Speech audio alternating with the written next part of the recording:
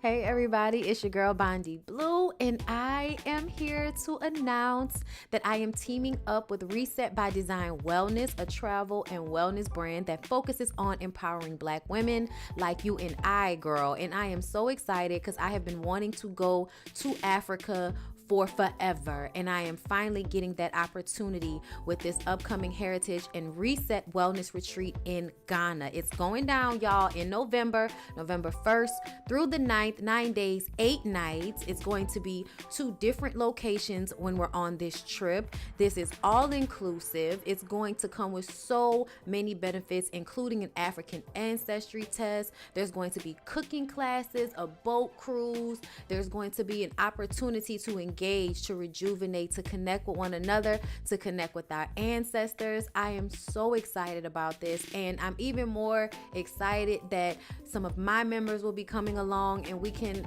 experience Africa together, because this will be my first time. So I am so excited about this. I can't wait to go, and I hope that you guys will sign up. The link is down below in the description box. Don't worry, girl, I will be reminding y'all about this, so y'all might get tired of me talking about it, but that's okay, because it is important for us to all travel and have these amazing experiences, and some of them, girl, we need to have together. So go ahead down below in the description box, book it.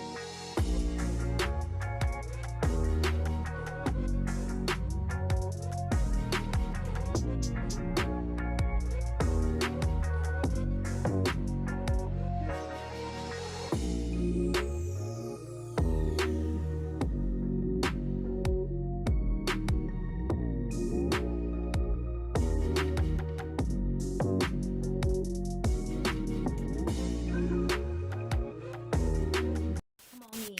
Come on in. Come on in. Not come on in. Not come. Sorry, y'all. Y'all know I'm weird. Whatever. Hey everybody, what's up? It's your girl BondyBlue. So let's go ahead. Let's go ahead. Hey everybody, what's up? It's your girl BondyBlue. Okay, follow me on Instagram and let's get into the video. Right? Hey everybody, what's going on? It's your girl BondyBlue.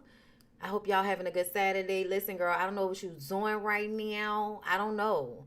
But I hope this live touches you, girl. I hope this Claudine, now that we're grown, does something for you, baby. Because I definitely watched this movie yesterday with newfound eyes. I was definitely seeing the situation much different than I have in the past. I mean, I was even seeing things that I think were intentionally done in the movie that I did not notice the first time around. So I am so excited for this one. I just want y'all to know, girl, I am so excited for this one. Make sure y'all like the video. Make sure y'all share the video. I'm going to give everybody a little bit longer to get into the room, girl, but I'm going to come on camera. Hi. Hi, everybody. What's going on? It's good to see y'all. So just some shout outs right quick. I want to send a shout out, first of all, once again, Natasha in check. Okay, Unwind with Tasha K. Because I have all my new equipment, but I just have to, go through the motions with check to make sure that everything is doing what it's supposed to do. Because Shad had already hooked it up. Like, it's set up, but I was like, I don't know how long I'm going to be on this live. And I would hate to be on that camera with the battery life situation. So that's why I was like, we going to wait. We going to wait on that. I put Claudine the link to where you can find this on YouTube on my community page for everybody. So if you just go to my community tab here on YouTube, you will be able to find the link to the movie. Okay? Also, I want to send a shout out to the Glam Twins, Kelsey.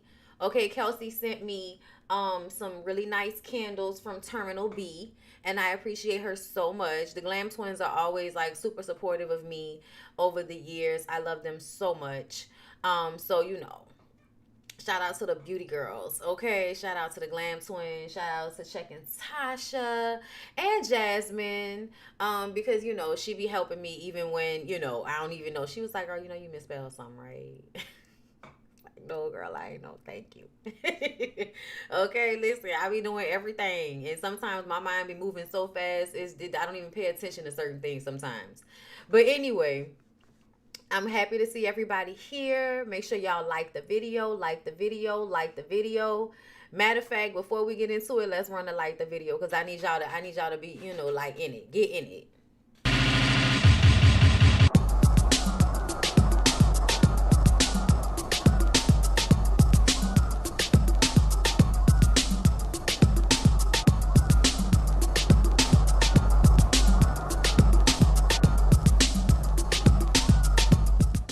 Okay.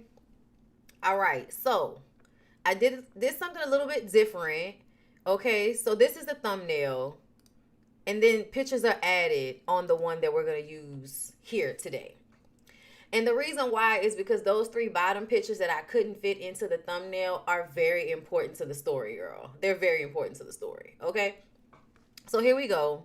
Let me go ahead and read y'all super chats before I get into it. Excuse me. Thank you, Estella Mack, for the super chat. Oh my God, I caught the live at the start. Look at God. Love you, Bonbons. Thank you, Bondi, for your consistency onwards to 200K. Thank you so much, girl. Onwards to a million. Onwards to a million. Okay, I've seen those of you that have a million followers. Yeah, come on. Anyway, Kavan, thank you for the super chat. I'm finna be in here like Niecy because I ain't never seen this movie. No, it's okay.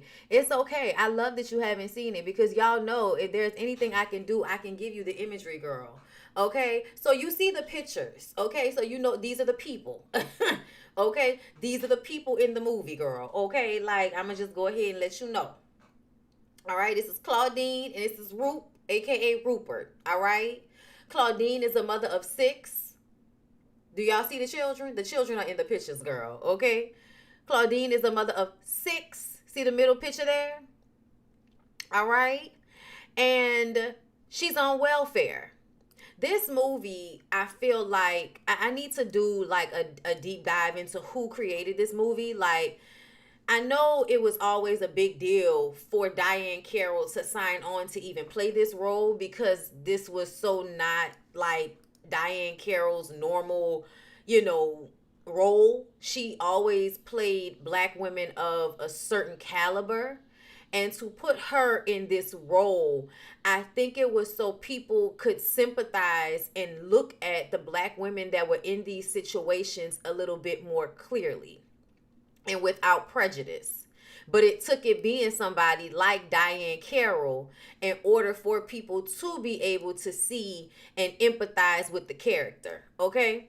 And so I think that's a huge part of why this movie is the classic that it is. Because essentially before this, Diane Carroll, baby, you know what I'm saying? Like, Dynasty was after this. But before this, it was her being a nurse. Like, she was the first black woman to have her own television show. She was a nurse in that TV show. You know what I'm saying? So, not somebody that didn't have much education. Not somebody that got knocked up, you know, 6 times by we don't know how many different men. I'm guessing at least 3 to 4 men. Okay? But yes, Diane Carroll understood the assignment. It was very dressed down from her normal, you know, like glossy image that we saw from her. Right, like Hollywood losing Isaiah. Absolutely. Absolutely. Okay? But I'm going to tell y'all know I've been talking about it. I have been, you know, absorbing a lot of Princella Clark's, you know, YouTube videos on YouTube, High Power Podcast. Okay? And she has been talking about some stuff on there that a lot of people don't. Julia, thank you, y'all. That's the TV show that Diane Carroll had.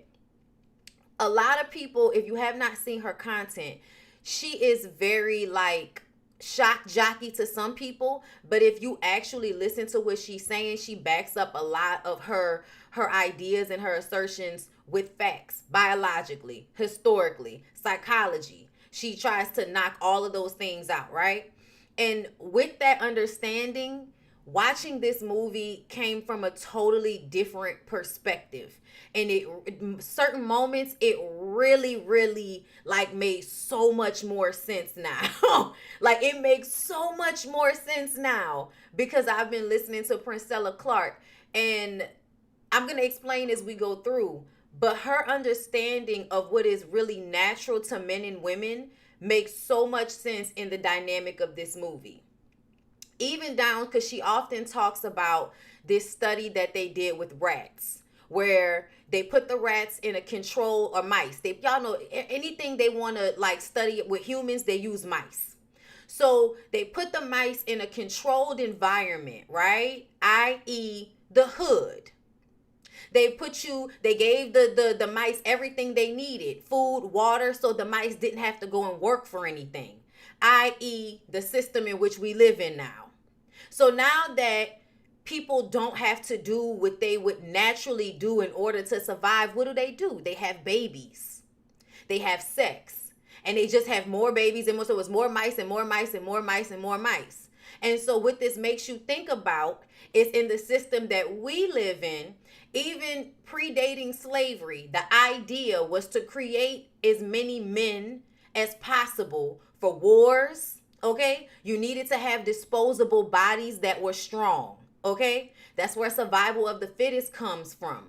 Because essentially, there shouldn't be as many men as there are. And so the idea was if we make as many human beings as we possibly can, we're always going to be able to have people to go and do our wars and people to work in our corporations and be our slaves, be our mice as we sit on the top.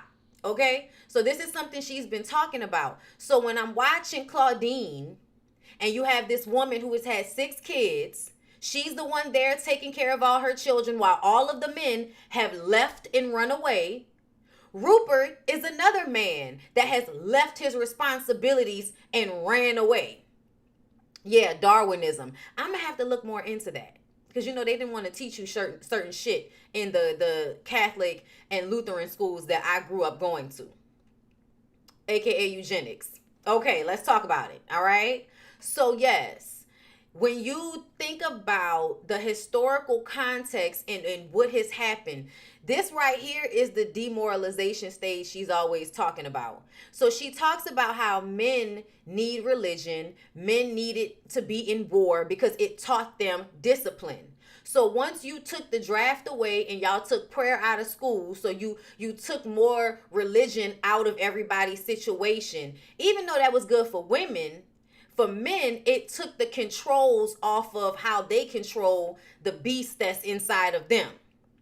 Okay? The person that just wants to catch a woman, fuck, enjoy all of the benefits of it, but not really give anything. And so that's why essentially most men run away from responsibilities if it has not been instilled in them very early in life by by their mother or whoever. If they don't have that very starch initial discipline and upbringing between the ages of like 3 and 6, if they don't get that conditioning in their mind at that early age, which is the age y'all like to let little boys do whatever they want to do because they're babies,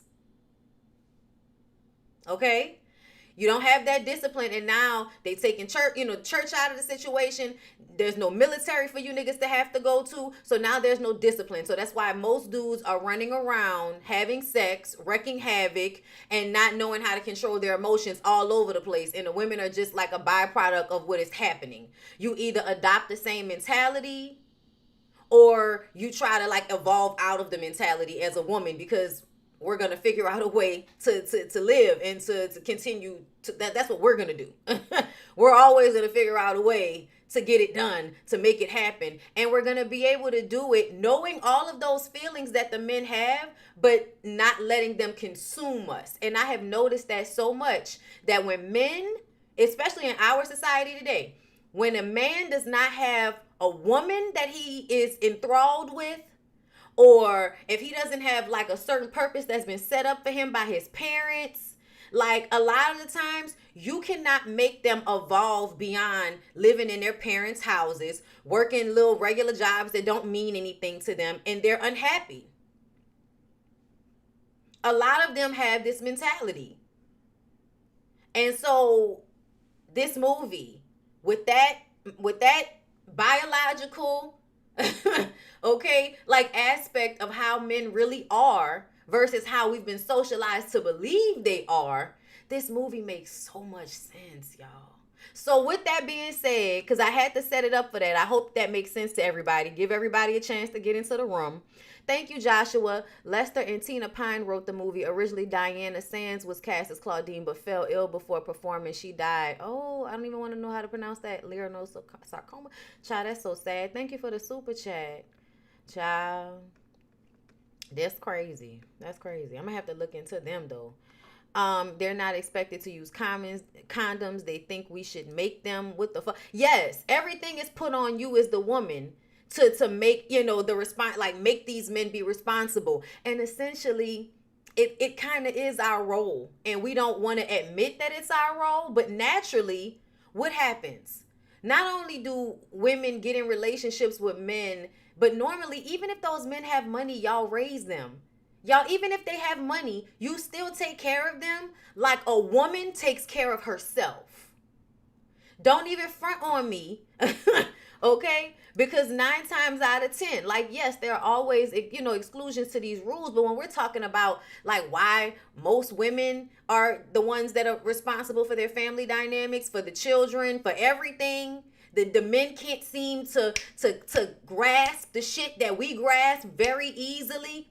Like, it's because they're not working with as much genetic information as we are. And once we realize that, then you can utilize them as you see fit, but you have to be clear. You have to be clear. You know what I'm saying? So, and a lot of women are not clear.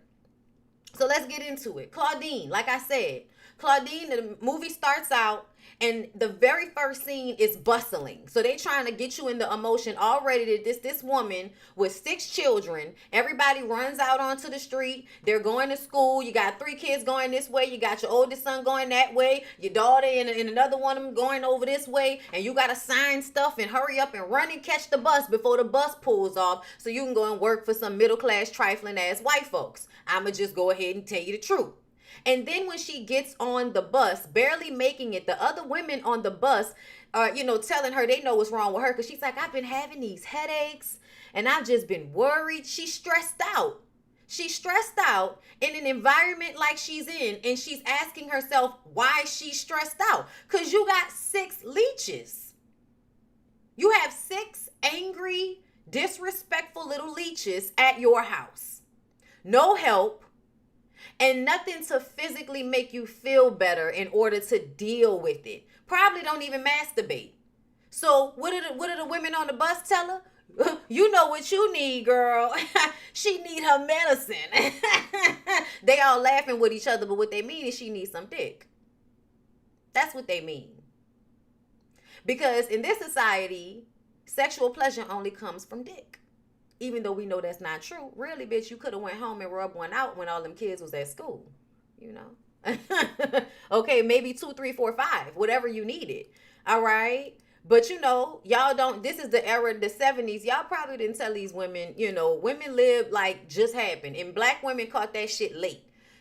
Black women was still, to me, during the women's lib movement and all of that, a lot of black women were still presenting like, oh, no, we're not doing that. That's for the white girls to do.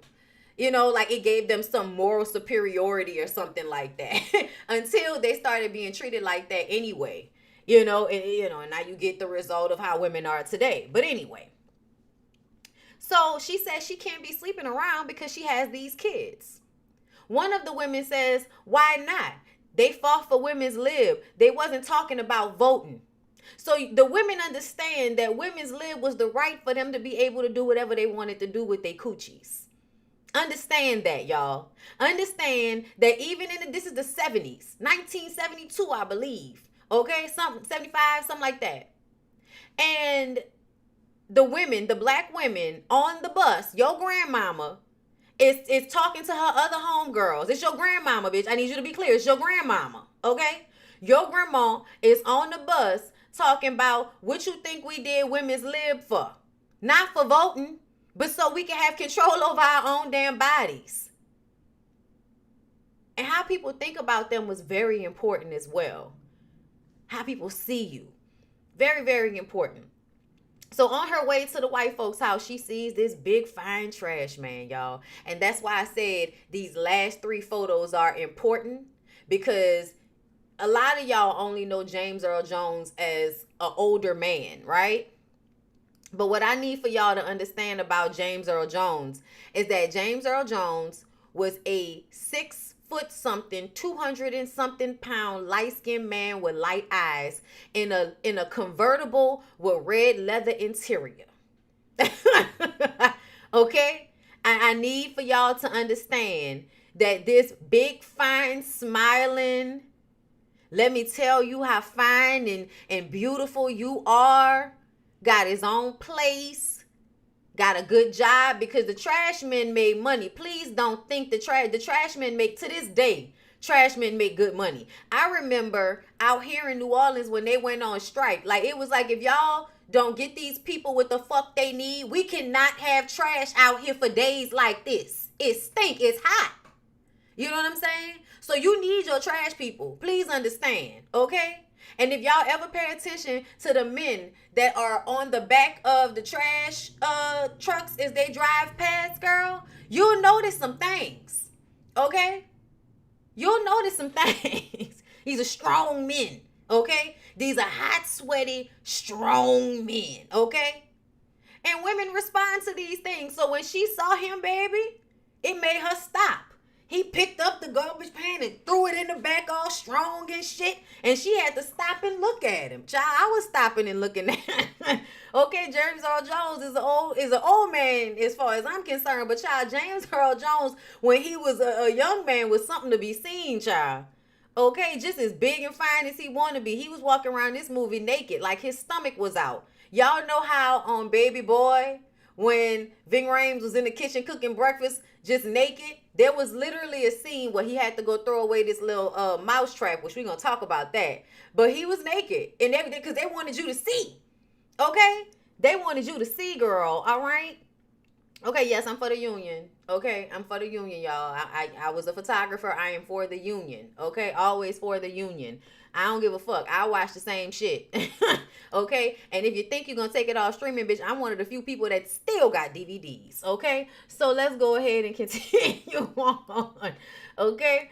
So, like I said, on her way to the white folks' house, she sees fine trash man. The white man wheels his trash out to the curb, and the white woman sits in her kitchen in filth on the telephone. And when Claudine came in and looked around, she just grabbed some fruit that they had left on the counter, I guess, and brought it outside to the trash man, to be nice. It's hot outside. Maybe he ain't had nothing to eat in a minute. Give him some nutrients. He didn't even eat the shit. But at the end of the day, he didn't even take it, actually. But it did what it was supposed to do. Okay? So Claudine brings the trash man some fruit. He tells her he can't take the trash. The white man willed out. Rupert asks her out, but she says she can't. He thinks that she's playing hard to get, so he won't think that she's easy. He tells her that he don't bite. He's sociable most of the time. He's already letting you know. He's already letting you know he's a monster. Okay? He's a monster. He's already told you, I don't bite. Most of the time, I'm sociable. That's most of the time. And then he tells her he'll pick her up at 7 p.m. And he asks where she lives. You a little forward, ain't you, Rupert? I just met you, sir. I know I see you out here, but we ain't even know each other's name. She says that she can't. But then he asks if she's on welfare when she walks away. And I was like, what the fuck? And this is when you notice that men like to play this game where they offend you or say something to get you upset, and then they come behind it with some type of compliment. I believe it's some type of like psychological control mechanism, like to give you two opposing feelings at an instance, and over time, I think it develops some type of instability in the way women perceive the men. and the way they emotionally feel when they talk to them. So I think it triggers some type of gratification system. So if when you talk to a woman, you sweeten her all the time, right? You saying sweet things, you know how to get her, right? But then you say something disagreeable or mean or something that would shock her or take her aback. And then you follow it up. After you've upset her, you follow it up with a compliment. And that then relieves her. So I think like doing those things, because the push and pull, something I recognized that boys would do when I was in middle school, y'all. I started clocking that shit in middle school, that they would do a pull and push thing. In the fact that we already knew, like we didn't have the language, but as young girls automatically knew it was a push and pull effect. Because emotionally, you could already identify at like 9 years old what's happening. Okay? But they gonna continue to act like you crazy. But I just want y'all to peep. That was very smart of him. That was a mental thing for him to say, oh, you on welfare, huh? And if they know, do they know you working? And he asked, is she reporting her income? Like almost as if he was threatening her. Like if she didn't go on a date with him, he might let the people know she was working, because she's not supposed to be working while getting that little bit of money that them people giving her. And that's another thing. The system of welfare back in the day was absolutely meant to keep black people as a working class. But like in this movie, people kept revolting against that. People kept saying, no, you can't have us living alongside other ethnicities of people, watching them get out of this lower class thing, but you don't allow black people to do it. Because essentially you deprive them, then you set them up, we'll put you in housing, we'll give you food, but if we do, then you can't work and you can't get a man, because then we're going to take the little bit of aid that we are giving you away from you. So this is what I don't understand, because that was the problem that most people was dealing with. But to me, that was a fear response. My father was one of those people that never liked to take, like I was raised to have pride in working for things, so you don't go and take no handouts from the government. But because we live in New Orleans, where we've had all of these things happen with the weather, we've had to have times when we did that. Okay? So it was still one time my daddy got food stamps right after Katrina, because it's like, what we gonna do, bitch? Our whole house is under 8 feet of water. What we gonna do? You know what I'm saying? So essentially, I understood that, yeah, those things have the time, but you don't get dependent upon them. And now watching this movie, I understand why my daddy, who was born in 1948, so was very much a grown man in the 70s. You know what I'm saying? Like my dad was born in 1948. So like 1950. So by the time we get to 1970, my dad's 22. Right? So he's in his early 20s at this time. So very much, and by the time my daddy was in his early 20s, he was already working at the job that he would eventually retire from. And I think by this time he had 2 kids and was married. So this ain't no teenager running around at 22. It's a grown man walking around at 22. So I believe he understood these systems and the welfare thing. And he was never about that. So whenever they had things to help these young black men get jobs in certain places, we gonna go and do that, because I'm going to work, because I'm never gonna have to be on welfare or have a woman I'm with be on welfare, because it puts people too much in your business. So a man that has pride in himself for real is gonna find a way to not have to need that shit. Okay? Because they put too many parameters on your life. And so for me watching this, I'm like, girl, why not just go and get a job cleaning up for 2 white people's house and drop the damn welfare? Because you complaining they ain't giving you shit anyway, and then the lady comes into her house ever so often with a damn notepad talking about what she's gonna deduct. Like you're giving me a small amount of money, telling me I can't work, telling me that I can't have a man unless you're gonna take more away from me. So the man has to come in making way more in order to fix this for her. And most of these men are not making that much money, and they run from responsibilities as young men. So now you got bills and shit that you did not pay. So when you do try to grow up and do right by Claudine everything that you did as a young man, running from shit and not taking responsibility for your actions, catches up to you. And now you can't handle it. Oh yeah, y'all. This movie is so damn so damn good when it comes to like, what really be going on in the world and in the relationships and how it affects us and all of those things. Yes, it was a trap. The whole welfare thing was a trap. Right. Too many damn stipulations. I'd rather not. I ain't got time for that. Like, no, I'd rather just go get it how I'm going to get it. This is exhausting. But of course, I had different options at my age, at my time than women back at this time had. So, we ain't going too heavy on them or nothing like that. But it just kind of felt like, girl, go get a job at a grocery store. I feel like y'all acting like the welfare is covering a lot when it's not. Like another job will probably cover it. And also, why the fuck is Charles not working? Charles, 18 years old. Charles should have been working since he was 14, 13. You should have been, doing the paper route, nigga. You should have been working down to the corner store. You should have been making money since you were very young. But it shows how these women have these kids and don't give them any real discipline or structure. Just a lot of coddling and screaming and hollering. You know what I'm saying? Anyway, Anthony Housh, thank you for the super chat. Hey, Bondy, speaking of James Earl, I've been side-eyeing him ever since I read that he felt his grandmother was wrong for not trusting white people. Mind you, I'm sure she was born during the height of Jim Crow. Child, that's why you can't listen to nothing these niggas say, and you just gotta appreciate the art. Thank you for the super chat. Okay? So Claudine told him no. He brings up the welfare thing, but then calls her a bowl of pineapple juice. It was very weird. But when he's running off, the white man was standing watching the whole time because that white man knew that damn trash can was too heavy, which is why his weak ass wheeled it out. But he was looking for the black man to pick the shit up anyway. And Rupert said, no, sir, we don't pick up anything more than 100 pounds. He gonna tell him it's not that heavy. I brought it out there. He was like, you wheeled it out here. Okay? He was like, what am I supposed to do? And he was like, take some of that, put it in here. We'll get it on a ride back. Okay? But it was the way he handled the white man. Okay? And I understand this because this is the thing that my mother found attractive about my father. The fact that he would handle anybody that needed to be handled. There was no fear.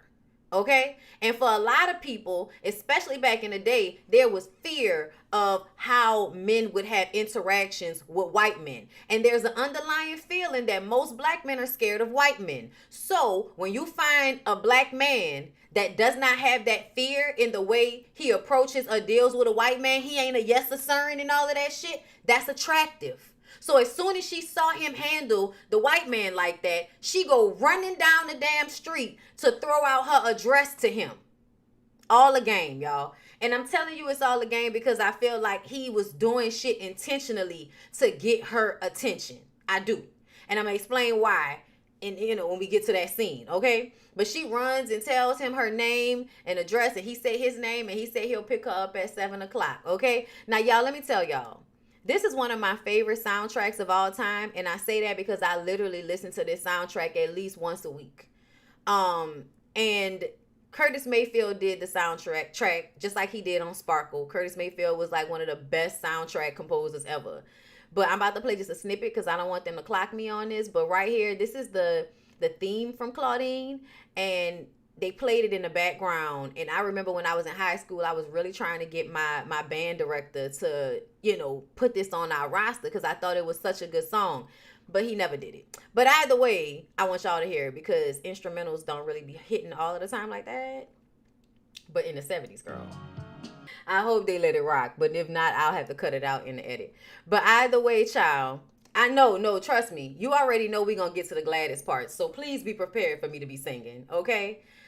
But that song right there, bruh, I love that song. I love that song. So if y'all have Apple Music, go look for it, okay?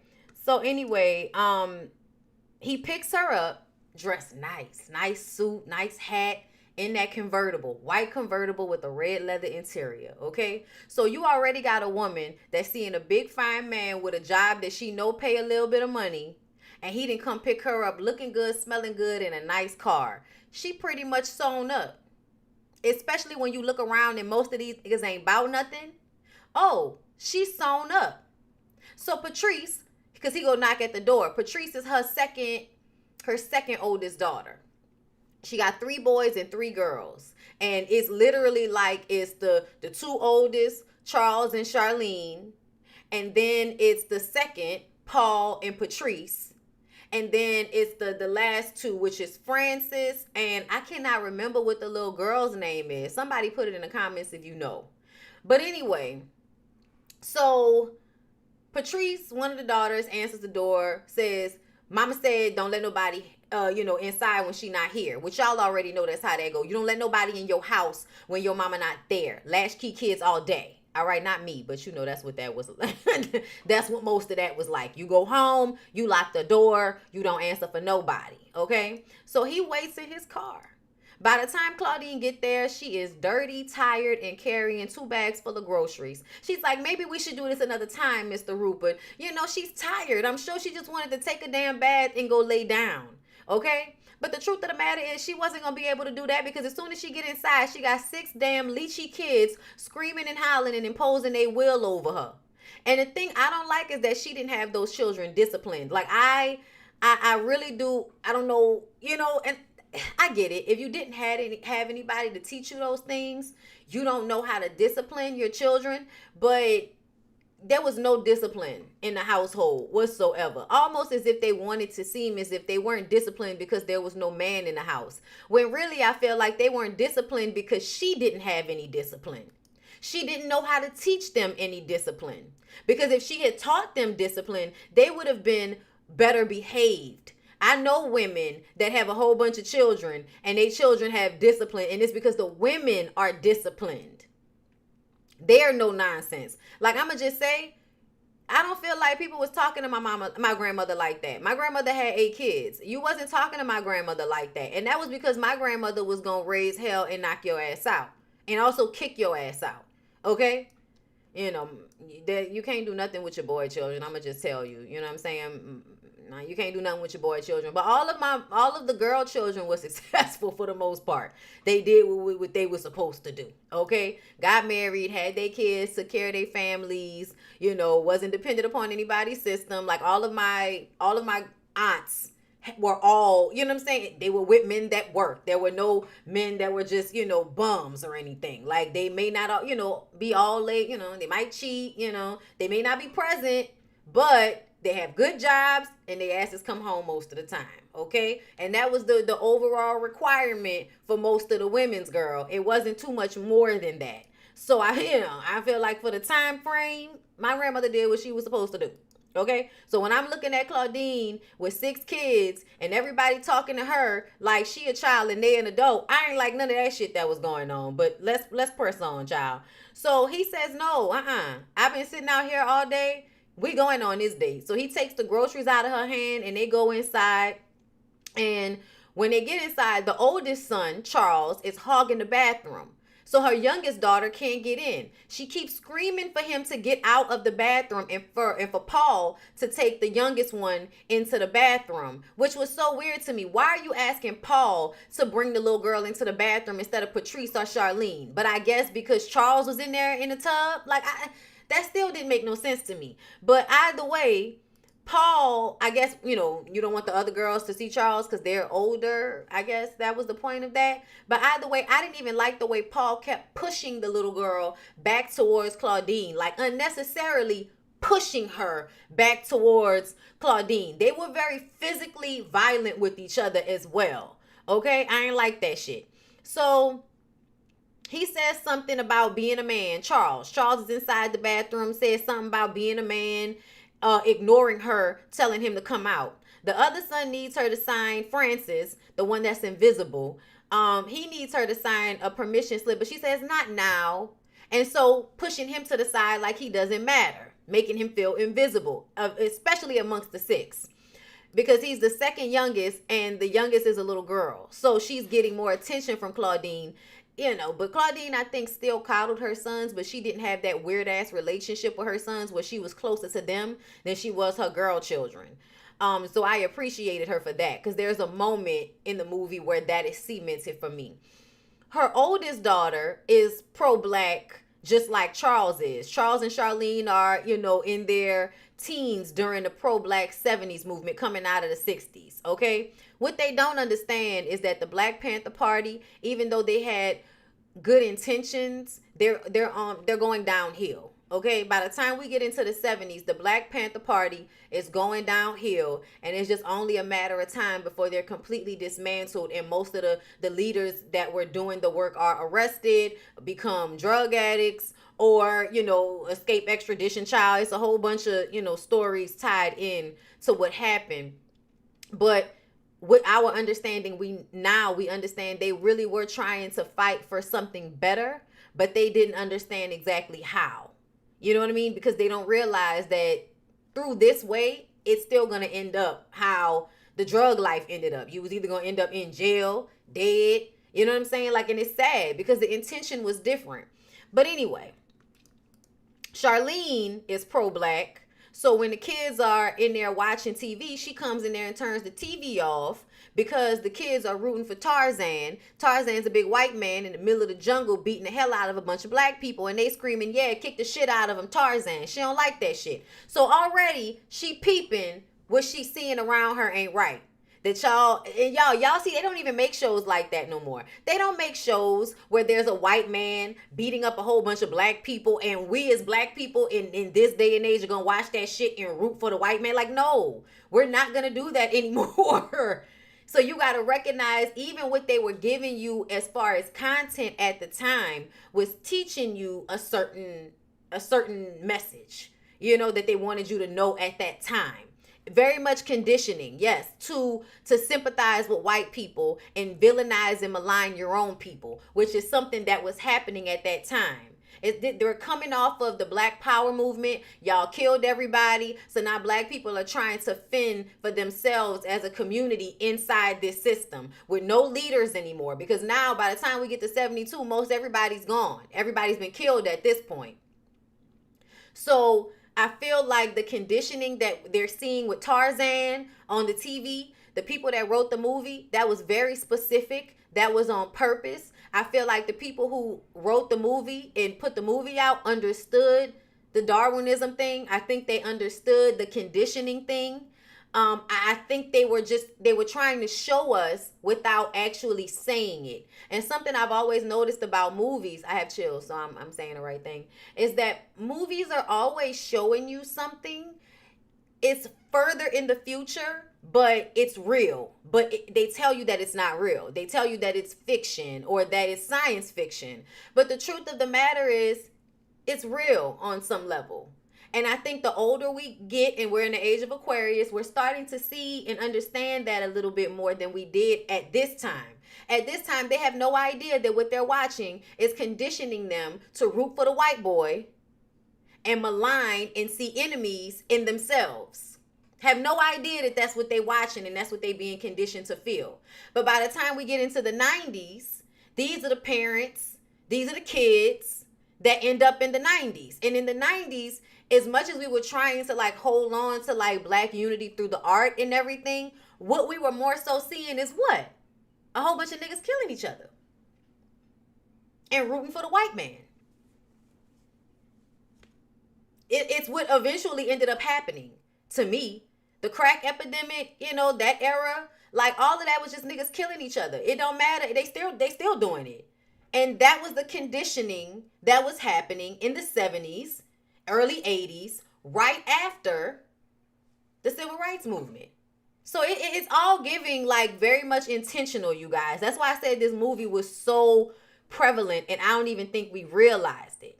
Claudine tells her she's not going and she better not hear no. Oh yeah. So Charlene is trying to leave so that she can go and see Abdullah. And her mama says, who the hell is Abdullah? She said Teddy. He changed his name. This is entrance of Hotep niggas. Okay? Your Dr. Umars and them. Everybody that wants to change their name. Habibi. Okay? On Ready to Love, child.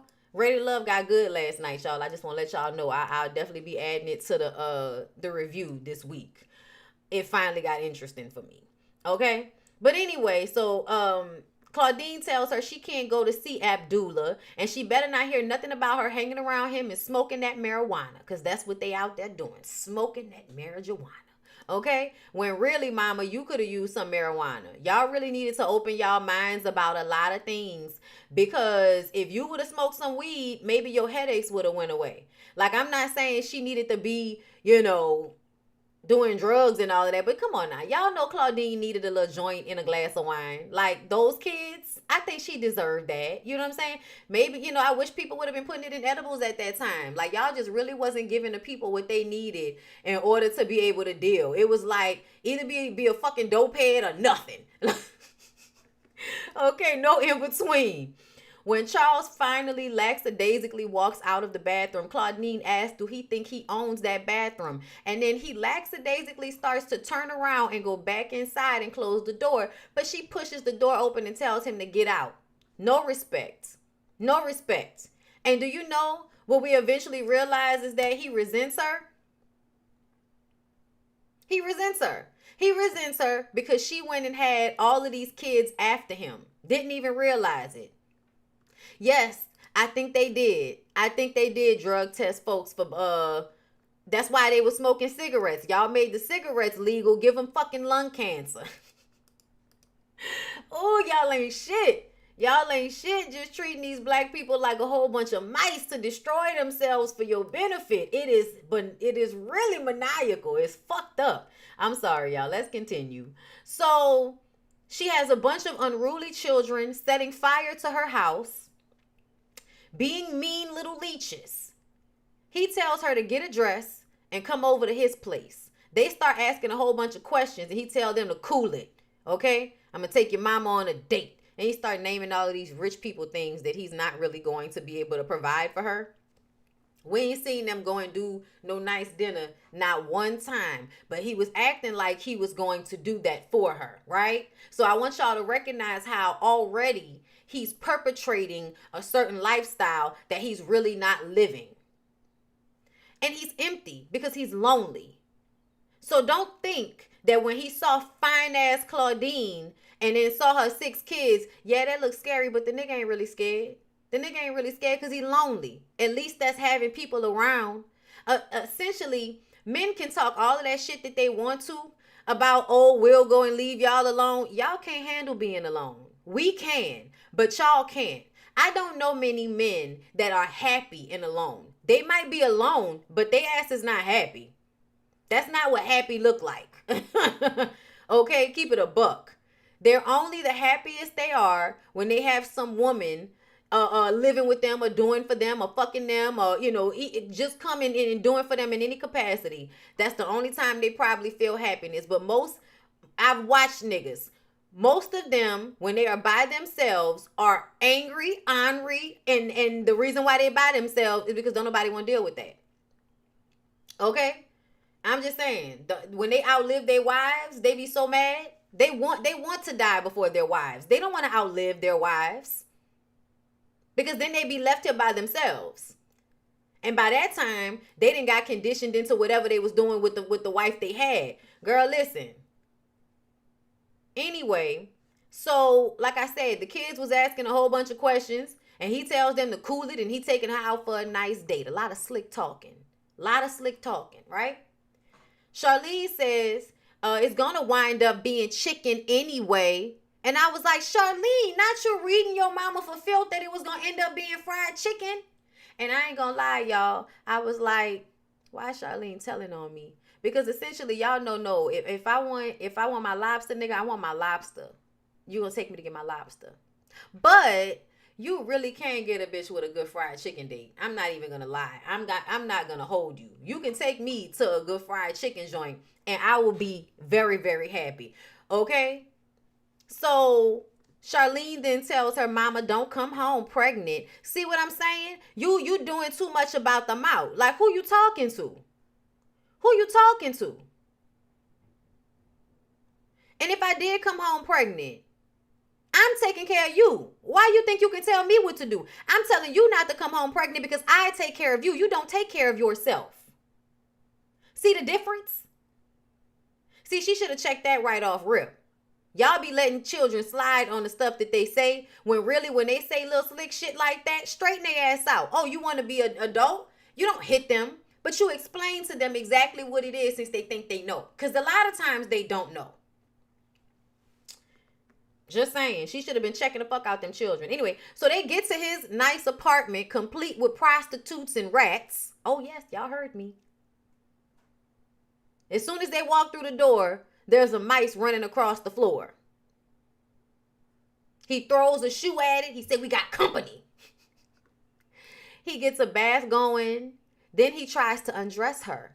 Now, mind you, they just learned each other's names this morning. And this man is trying to take her clothes off. And she says, oh, no. I'll do that. Like, I'm good. And he asks, are you pulling my leg? It's like, I'm sorry. Why would I be playing with you? I just met you. He pressed her again, trying to take her clothes off again. But at that point, she puts her hand on her hip and move her neck around and let him know, nigga, I'm not playing with you. Now get out of here. Now, if I like you later on tonight, you might get it, but don't press your luck. That's what that was about. But I didn't like that. I didn't like that because to me, it showed that you'll press her. And if she doesn't have the wherewithal or the confidence to tell you no, then you'll press her. You know what I'm saying? The weaker girls, the girls that don't know any better, y'all really be out here coercing those girls into sex. So a lot of times when niggas be running their mouth talking about, oh, the girl gave me. No. Don't do that. Because a lot of times y'all try to coerce women. And if it's not for the fact that the women are strong in their conviction about if they gonna give it up to you or not, they can be basically manipulated into giving up their cooch to somebody they really don't want to give it up to just because you pressing.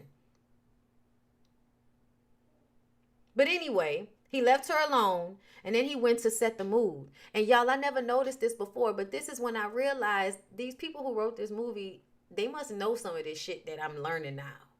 Because as he is out there putting the candles on, had a little sugar, honeysuckle man, a great big expression of happiness.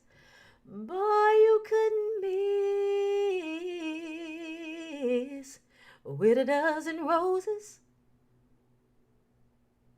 Such would astound you. The joy of children laughing around you. These are the makings of you. It is true, the makings of you. Okay? He put that on. Lit candles. And then you know what he did? He made a trap for that mouse and set it up. So to me, that was showing me that the setting the scene for Claudine is a trap. And the mice thing, trap. Both happening at the same time. Now at first, I wasn't thinking that. But he goes and sees that she fell asleep in the tub, offers to go ahead and get some fried chicken from KFC. And she says, don't forget the fries. And I was like, girl, right? Oh my God, don't forget the fries. Charlene was right.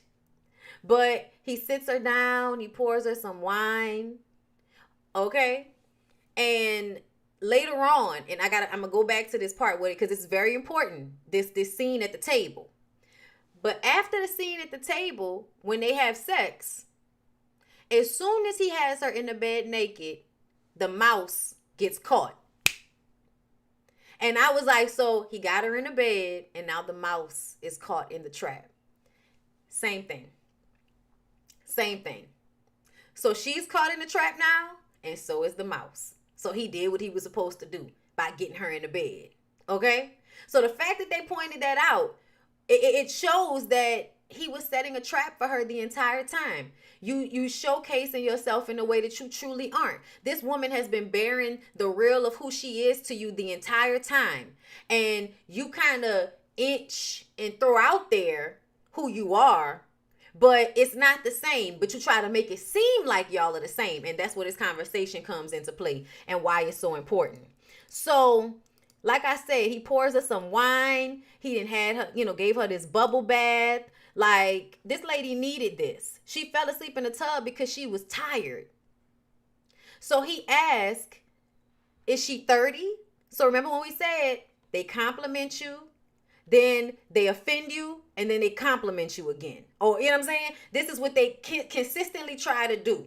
Is back and forth in a very quick time frame. So he asked if she's 30. That's supposed to make her feel better. She says, no, you ain't see my big boy. He's 18. I'm 36. 36? How you got 6 kids? Are you really going to ask a 36-year-old woman how she has 6 kids? From fucking. The same thing you trying to do right now. So how you going to ask her that? It was to upset her. Symbolism, absolutely. So, the mouse thing, symbolism. She says, oh, haven't you heard about us ignorant black bitches always gotta be rubbed up with some dude having babies for the taxpayers to take care of? Oh yeah, don't you see I'm living like a queen on welfare? Now, obviously she's being facetious, okay? But she's already letting you know what she knows people's perceptions of her are. And his question instantly triggered that inside of her, which was what he was trying to do. Because what these niggas figure out, these men that want to get with the women that they view as big and a resource, but they don't want the women to know that, they know that they have to play this push and pull game with you. They can't just be nice. That's not going to get your attention. They got to give you this push and pull because they don't know no other way to get it. So he's offended her. And so she says to him, hold up. Oh yeah, she says, I'm living like a queen on welfare, but she says her kids are fine. And she gets up to leave, right? This is, when she said her kids are fine and she gets up to leave, it's letting him know, nigga, I don't need you. I'm okay. I'll be all right. We're not going to be shamed about who we are just to have a man. That's the bare minimum that women are just not going. They're not going for that. You're not going to shame me and then think we about to lay down together. Okay? So she gets up to leave, but he won't let her. She picks up her dress. He picked it up out of her hand and puts it back.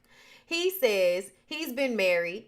And so then he realizes, now I have to say something before she leave. So I have to give her something. So she says, oh, you've been married. What about your kids? He says he has 3. But he doesn't see his kids. Of course, she says, so you got 3 kids and you don't even see your kids, but you asking me about mine? And he says, well, haven't you heard about us black studs? No feelings, heartless, don't give a shit if the kids starve or not. What that sound like, y'all? What that sound like? It sounds like some of y'all's nature. That's what it sounds like. She says they are wrong for each other. And he says, no, I think we're very right for each other. He says they are now older, they're wiser, they both have sympathy. And the best part is they don't understand each other one bit. So the Scott brothers always tell you the truth, but act like it's a joke. And so in your mind, you caught the truth, but because of the way they said it, you now are going to mistrust what you've heard. It's a way to confuse you. It's a way to psychologically make you question them in a way that is to their benefit moving forward. If you're going to question them, you'll then question your own discernment. You'll question your own common sense. It's really gaslighting consistently and without a doubt. Okay? Yeah, that's what I wanted y'all to know. 1970s were the first time contraception was widespread with the feminist movement. Claudine's kids were born before this time. So that's one I wanted y'all to give her a little leeway. And I want y'all to pay attention to the fact that most women in this day and age are not having all of those kids. Think about it. My grandmother had all her kids before that time too. I do not know many women that are out here having more than 3 children, even when they are married. And it's because they can now control their birth. Back in the day, it was either you get your tubes tied or nothing. So a lot of people weren't gonna, and then people didn't have the money to go and get, black people didn't have the money to go and get surgery for that shit. So if grandma had 12, 13 kids, 21 kids, then that's how many kids she had because there were no other options. So let's remember that, okay? But let's continue on, child. She says, like I said, they're wrong for each other. He says they're right for each other. He says they don't understand each other. So he letting you know right there, we don't really understand each other. They have sex and the mouse is caught. Symbolism. He's kissing her and she asks him to get rid of the mouse, but he ignores her. She has to ask him at least 3 times to go and get rid of the dead mouse that she now knows is dead in the kitchen before he actually does it. Then she had to tell him to wash his hands before he did it. I was like, you niggas is retarded. As soon as they get back into it, her son calls about one of the other kids playing with themselves in the bathroom. And she tells him, don't call her for nothing like that again. Then the phone rings again. And it's some woman looking for Rupert. And he shakes his head and she says, oh, you got the wrong number. And I was like, so you already know somebody looking for this nigga. And you're going to help him evade whoever is looking for him. So you're helping him evade responsibility because that's in your best interest right now. So recognize that you see that this man is not doing what he's supposed to be doing. You see that this man is not doing right by the other women, by the other children. He's running from something. You see all of that. And still, what do? What do? You get locked in even more. Got the dick one time. Now you locked in. Okay? Rupert tried to leave the phone off the hook. But she can't do it because she got her kids to worry about. So anyway, after their beautiful date, and you can't even get mad at her because y'all see what her life is like. This nigga brought her somewhere where she ain't got them kids leeching off of her for a moment. Yeah, who's Shirley? Rupert, who's Shirley? And then the scene just goes off because it was a woman calling. But it don't matter who the woman is. It don't matter who Shirley is. It just matters that somebody's calling for him and you're helping him evade responsibility or you're lying on his behalf. That Shirley could have been one of them women looking for you to pay child support or give more for these damn children that you done left in Ohio and somewhere else. Okay? But anyway,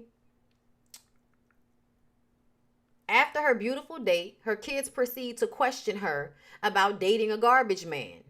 Now, I would have been like, do y'all see where we live? Do you really think we can turn down any other income? Do any of y'all have jobs? Does Charles have a job? Does anybody around here help me? Do y'all? Oh, okay. Then I'm going to need for everybody to get the fuck out of my face about whatever I'm doing. She should have been way more like curt with her children.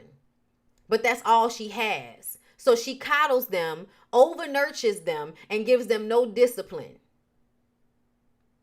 So they asking her what time did she get home? How much money does he make? Charlene says she got home at 4 a.m. with chicken on her breath.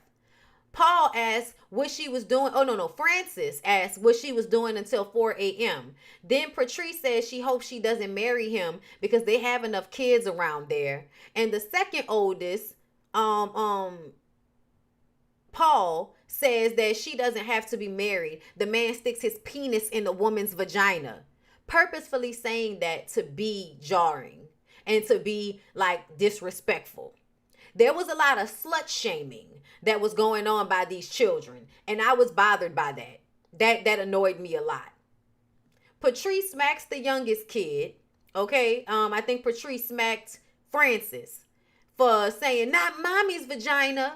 I'm like, you should have smacked Paul. Why the fuck would you smack Francis? Anyway, she ignores that Patrice smacks him. So Francis, once again, I'm invisible. Patrice can smack the shit out of me and it's okay. But later on, when Francis smacks the shit out of the younger little girl, then all of a sudden, don't you hit that baby like that. Don't you ever hit that baby like that. They say that she's too old to be messing around and it's disgusting. She's like, I'm 36. Like, she's actually arguing with these children about if it's okay for a 36-year-old woman to go on a date. You think I'm about to argue with my leeches about what the fuck I'm doing? No, I'm not about to argue with you about what I'm doing. Like every single one, I'd have been like, if I hear another word out of anybody else, they're gonna be sitting outside of the door. Because nobody, like, this is my house. Y'all are not gonna make me not have peace in my house about whatever I decide to do. So unless you want to get put outside, I suggest everybody mind their fucking business. Okay? Mind the business. You don't have a job, right? Go color. Go do something with yourself. Go clean something. All you, Paul, Charles, go find a job. The hell? Charlene, go find a job. Go do something. Go to a damn library. Go read a book. All in my business. All in my Kool-Aid, don't know the flavor. Anyway, Charles says that nigga will give you a baby and disappear just like the other niggas you had. It's 1970 something. I feel like we know that this is still happening. We know that this is still happening. They are leeches. Gimme, gimme, gimme, take. Tire. Rupert comes knocking and the kids ignore it and say that they didn't hear no damn bell. I was like, who he talking to, y'all?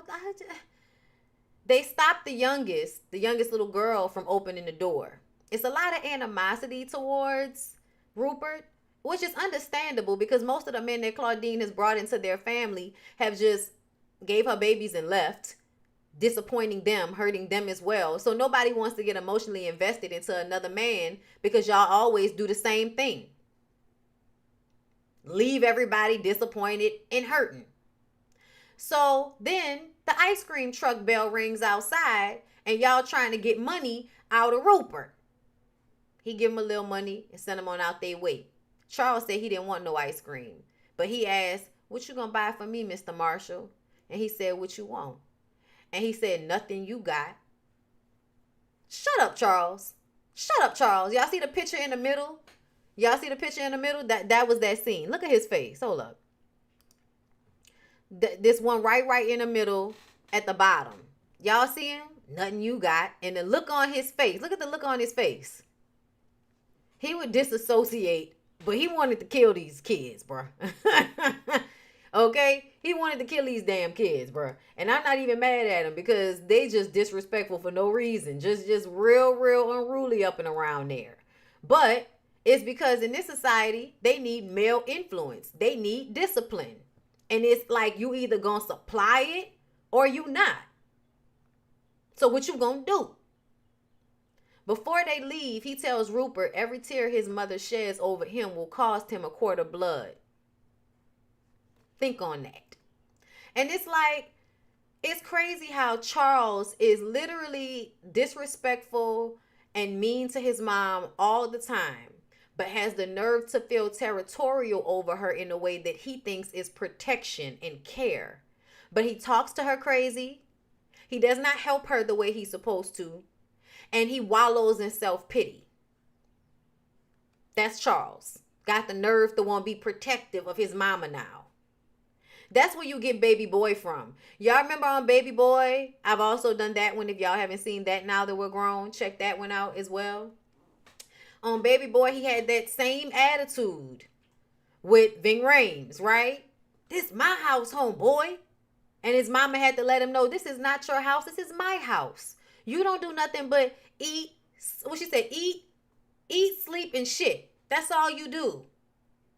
Walking around here acting like you King Tut or somebody.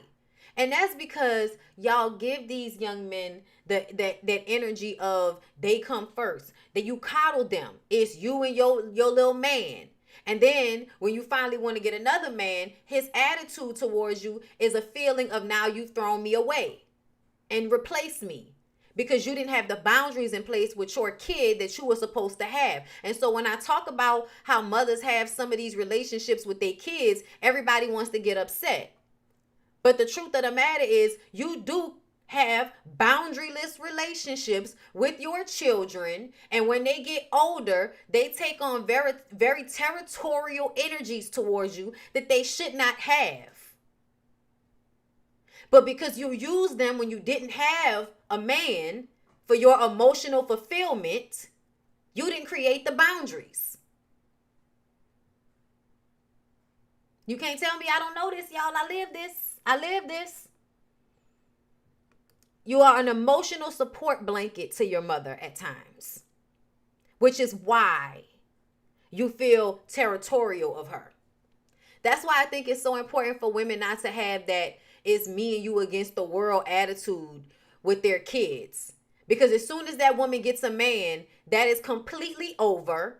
And now the kid has to figure out how to fend for themselves emotionally and energetically when you've decided to align yourself with a man and take yourself away from them in that manner. Don't set them up for that. Keep them boundaries whether you got a man or not. And it's not even just boy children. They do it with girl children too. But anyway, where was I? So, Rupert and his coworker buddy talk about the cons of dating a woman with a big boy like Charles, who will come and intervene in fights. His coworker buddy basically says, you don't want a woman having any allies over the age of 4. So to me, you already know that you're going to be trying to muscle this woman at some point. And if she has any allies, if she has any people that are still connected to her through genetics and through chemicals in their bodies, like the children are to their mother, then you're not going to be able to take advantage of her and muscle her into doing what you want her to do. They letting you know off rip. Rupert says he's tired of dating the young girls like his partner does. You got to wine them and dine them and buy them dope. So you got to do too much for the young girls. It's better to go and get with these women that have lowered their standards. They are more valuable to you as a woman, like what you can get from them, because their standards are lowered because they've been through so much. Oh, you going to get with a woman with 6 kids and she's so fucking grateful to have a man who would want to deal with her with having 6 kids that she'll allow you to do any old thing. That's the mindset of the men, is to basically find a way to get the most out of the woman for the least amount of work. And at this time, the young women are requiring too much work. It's not the discount you need it to be. Okay? Besides, Claudine is a solid broad, and she probably handling them boys right now, telling them, be nice to Mr. Marshall. He's already assuming that she is selling her sons up the river to make sure that he's comfortable. He already knows that he done gave her the dick and wined and dined her, and so now she's locked in. So she's going to start to put the controls and jump in front of him when it comes to her sons and her children, which is going to create the issue between her and the children. Ain't that some shit? Like, you know that you're creating triangulation between her and her children. And that's your overall goal. If them welfare people find out you gonna be the man. Okay? Keep away from it, Mr. Welfare. They just keep on saying I'm a lazy woman. Don't love my children and I'm meant to be unfit. They both are predatory. I must divorce him, cut all my ties with him, 'cause his ways, they make me sick. It's a hard sacrifice, not having me a loving man. Society gave us no choice, trying to silence my voice, pushing me on the welfare. I'm so tired of trying to prove my equal rights. So I made some mistakes, for goodness sakes. Why should he help mess up my life? Oh, so keep away from it, Mr. Welfare. Listen, okay? The welfare lady comes over and they got to hide all of their new appliances that Rupert then gave her. The woman comes in and questions her repeatedly on if she's been working because her neighbors are incentivized to tell on her. That's another thing that was going on, which is why there's no community. There's no community because your community is being incentivized to tell on you if you're working or if a man is coming to your house. So then she says someone informed her of a man coming by. She says if she's sleeping with a man, now this is somebody that don't even know you, but talking to you about what you're doing with your coochie. If she's sleeping with a man and he's giving her things, they have to deduct for that. Y'all, the government is automatically assuming that when a woman is sleeping with a man, he has to be providing something for her. The government feels that way. So can you please tell me, black men, why? I'm sorry, I hate to do that to y'all, but because it's not all of y'all, but a lot of y'all, especially nowadays, why do you have such a problem when women want something for having sex with you, when even the fucking government understands that when a woman has sex with you, you are to provide her things? They already understand that. So the woman comes in looking to deduct from the amount of money that they're going to give Claudine this month because this man has been there. Claudine says he gave me some beer and some soda, bitch. $2. Take the $2 off my money. And then the woman gonna tell her, is that all you get? This white woman with a job is telling this black woman that is being told she can't work, that the $2 that her man is spending on her is apparently not enough. That's all. Claudine turns around to her and says, how much do you get? Because see, you think that you're so much different from me. But the truth of the matter is, you're only given a little bit more to incentivize you to continue to lock in this system where you're still being marginalized yourself, white woman. I bet you the white woman only got that job because of the affirmative action of the civil rights movement, right? That was just overturned. So yeah, Claudine wakes up for Charlene one night. All the other kids are in the bed sleeping. And Charlene comes home drunk from being with Abdullah, learning how to meet people and hold her liquor. The fuck? She says that she's nothing because her mama, mad at her for going out with that boy. And she turns around and tells her mama that I ain't got nothing. I don't know nothing. I'm nothing. Now, if you just came home from drinking with your boyfriend, why is that what you saying to us right now? To me, it was letting you know that he was mentally controlling Charlene.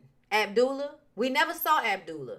But please understand that Abdullah is mentally controlling Charlene right now. That whole, I don't have nothing, I don't know nothing, I'm nothing. Oh, you think that came from Charlene? When we first met Charlene at the beginning of the movie, Charlene is the one that's talking about how she don't like that y'all rooting for Tarzan over the black people, so she can already see what's going on. Charlene know a lot. Charlene knew that her mama was going to come home with chicken on her breath too. Charlene knows a lot. But the fact that that's what she said, I don't know nothing, I ain't got nothing, I am nothing, that made me feel like that nigga made her feel that way. That's what that make me feel like. I'm sorry. The way we saw Charlene in this movie and then this moment, you got to pay attention. And to me, it absolutely felt like she came home like that because her and Abdullah got into a fight, got into an argument. I wonder why he was telling her she was nothing. You can't tell me that that didn't come from him. Because if they had had a good time, she would have been happy drunk, not crying, I'm nothing drunk. That wasn't just because of her mama. Because all her mama did when she came through the door is, where you been? What she knew was going to happen. So anyway, she throws up. She in the bathroom throwing up. And Patrice comes into the bathroom and asks what's going on. And she was like, your sister's throwing up. And so eventually they all get in the bed together, and it's Claudine and all three of her girls in the bed together. And they asking Claudine if she loves Rupert. And she says she just wants someone who she can depend on. And then, it was another moment that I was like, it just showcased how women are, because we always want everybody to be comfortable. We always want everybody to feel good. So even though she's mad at her daughter, She took care of her daughter, and now they're in the bed, and she's holding her daughter, who obviously is not just sick, but upset over the shit that happened with Abdullah, even though we're not talking about it. But that's why she's asking her mom, does she love Rupert? Because I don't understand what's going on between me and Abdullah. So I'm trying to get some insight from my mom about what's going on with her and her man. That was that. And then Patrice gets in the bed behind her. And then the youngest girl, I think her name was Francine, now that I'm thinking about it. Francis and Francine. Because she was like, pull the covers over yourself, Francine. And she pulls the covers over herself, and then it's all her and the girls in the bed together. And this was such a beautiful moment to me. It was such a beautiful moment to me because I feel like often when women have, boy children and girl children, they are really more inclined to show more understanding and more love and affection to their boy children versus their girl children. And we got to see in this moment that wasn't the case with Claudine, which to me means that she sees a little bit more clearly. And Princella talks about how there is a chemical left in the woman's brain after she has boy children, which causes her to be, more inclined to defend her son come hella high water in a way that she doesn't for her girl children. But I think once you get to 6 kids, all of those, hormones kind of run together at that point, and you can see a little bit more clearly about what's happening. Because I feel like when mothers are like that, they're imbalanced. Like, I don't like that. I don't like the children that brings into the world. Girls who are hyper independent and take care of every fucking thing, and boys that are coddled and don't do nearly enough. And a lot of women do that, whether men are involved or not. So anyway,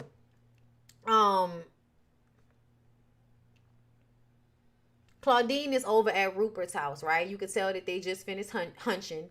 And he laying in the bed as happy as a fucking lark. And she over there smoking a cigarette, feeling guilty. And she feel guilty because both of her boys want to quit school. Paul and Charles want to quit school.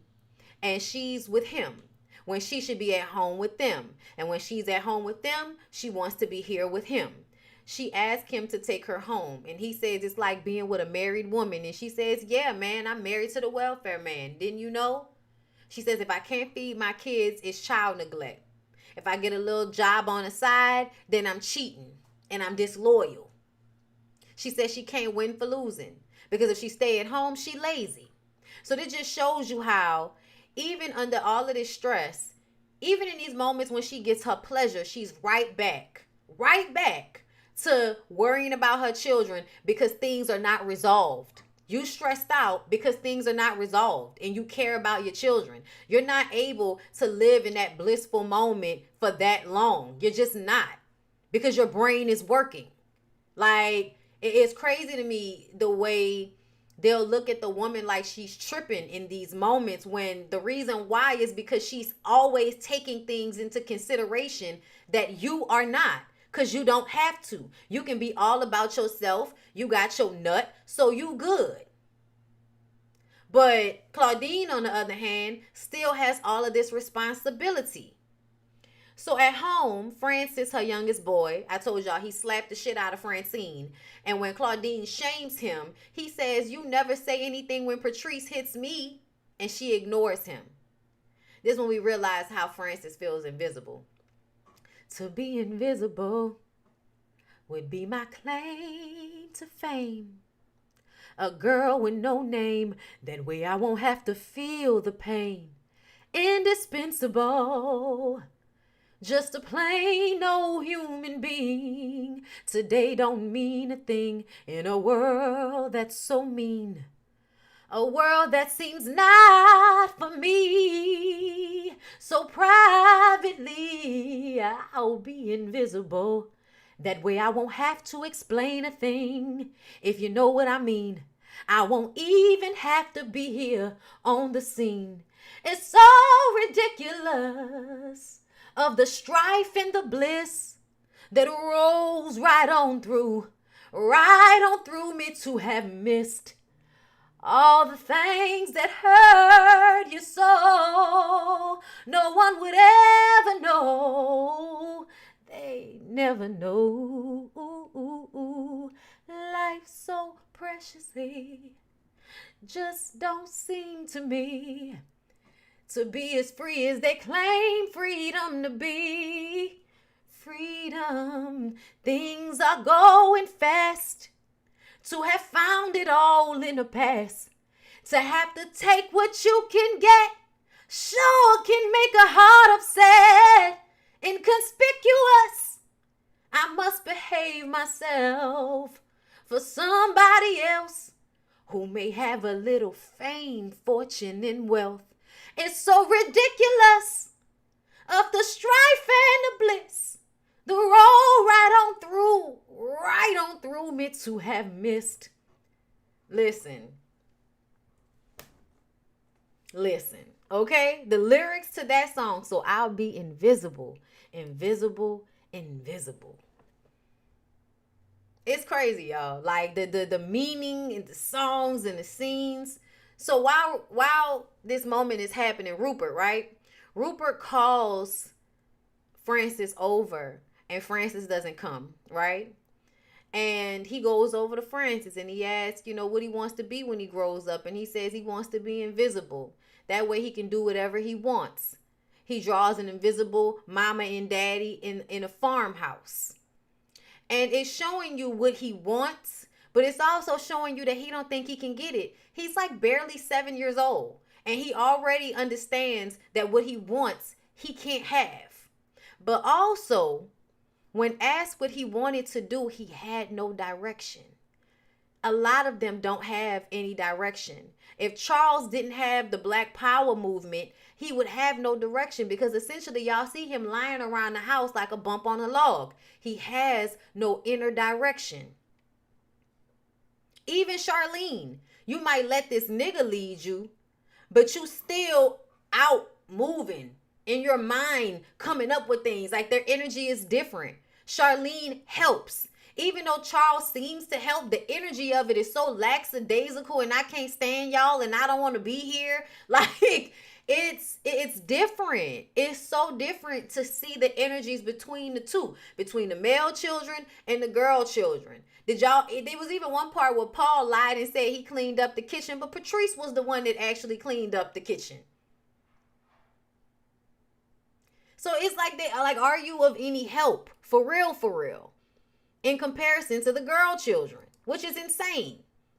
Because you would think the boy children would want to do more. Y'all are the boys. Lift some shit up. Go get a job. Like, Charles needed a fucking job. I don't know why Charles didn't have a job. I'm sorry, y'all. You got time to go down and do protests and shit. You need to go and get a damn job. But it's because you don't want to be told what to do by white people, right? Now, I'm going to tell y'all how many young black men y'all know, especially of my era, that can't keep a job, can't keep one consistent job, move around a lot. They don't like being told what to do. They hate them fucking jobs, but they don't have no purpose. So they work those jobs because they need the money so that they can do whatever the stuff that they want to do. But essentially, they don't have any real inner purpose, which is why jobs that tell them what to do, when to do it, are perfect for most men. Because they don't need to have to think too hard. Especially the men that are in this level of society. Let's be real. Okay? But anyway, let's continue on, child. Rupert goes to see after Paul, who Claudine said she was worried about because he decided he didn't want to go back to school. So Rupert did some due diligence and found out that the teacher told Paul that he wasn't going to be good at math, or he had no math smarts. Tried to embarrass him in front of everybody. So now Paul don't want to go back to school. So now Paul is down there under the bridge playing crap games and shit with old niggas that's bums. Always some old nigga bums somewhere that you can go play a crap game with, sitting around drinking all day. Y'all notice that? Because I said that a while back. I looked around New Orleans and I was like, yeah, you might see women crackheads or women begging on the side of the road, but not nearly as many men that are just lying on the street drunk somewhere. I really don't see it the same. I see way more men just out there drunk on the side of the road somewhere, laying out in front of the corner store. Like when I was growing up, there were a whole bunch of men holding bottles during the day, sitting out in front of the corner store. They used to do that all the time. And I feel like that's like something that's a cultural thing for black men to like to just sit and drink in front some fucking well. Like it don't even in Africa, like it don't matter where you go, there's a group of niggas that's not doing nothing in the community but sitting somewhere drinking. I'm just saying, y'all. So when when you about to become one of them, Paul, all because somebody said something you didn't like, you about to become one of them. So when Rupert starts to play craps with them and he's talking to him, right? He took all of the money. So he takes him with him. He like, so how much money you made? Paul says, well, I made this, got this, made that. Then I got that. Then I got half. Then he was like, you just did a whole bunch of adding and dividing and subtracting. And you want to sit up here and talk about you ain't got no damn math potential. Boy, if I catch you out here again, I'll beat your ass. Okay? Take your ass back to school. Listening to them damn people tell you stupid when you done just came out here and did all of this damn math to gamble with these fools. But he needed somebody to tell him that, right? Because you need a man. They needed a man to tell him that. Because they're not going to listen when the mama tell him. So they needed a big nigga to come and tell him that. Okay.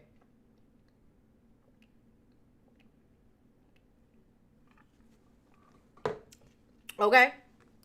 I'm just saying. Claudine, Rupert, and Charlene go to try to find Charles down to the Black Panther headquarters. Rupert has to threaten to kick a kid's ass in order for them to bring them back to talk to Charles. Claudine is telling him he's gonna get he's gonna get his head knocked off by the police. He's gonna get himself killed. She's more worried about his life than he is. He's tired of just existing. Charles is in this space where I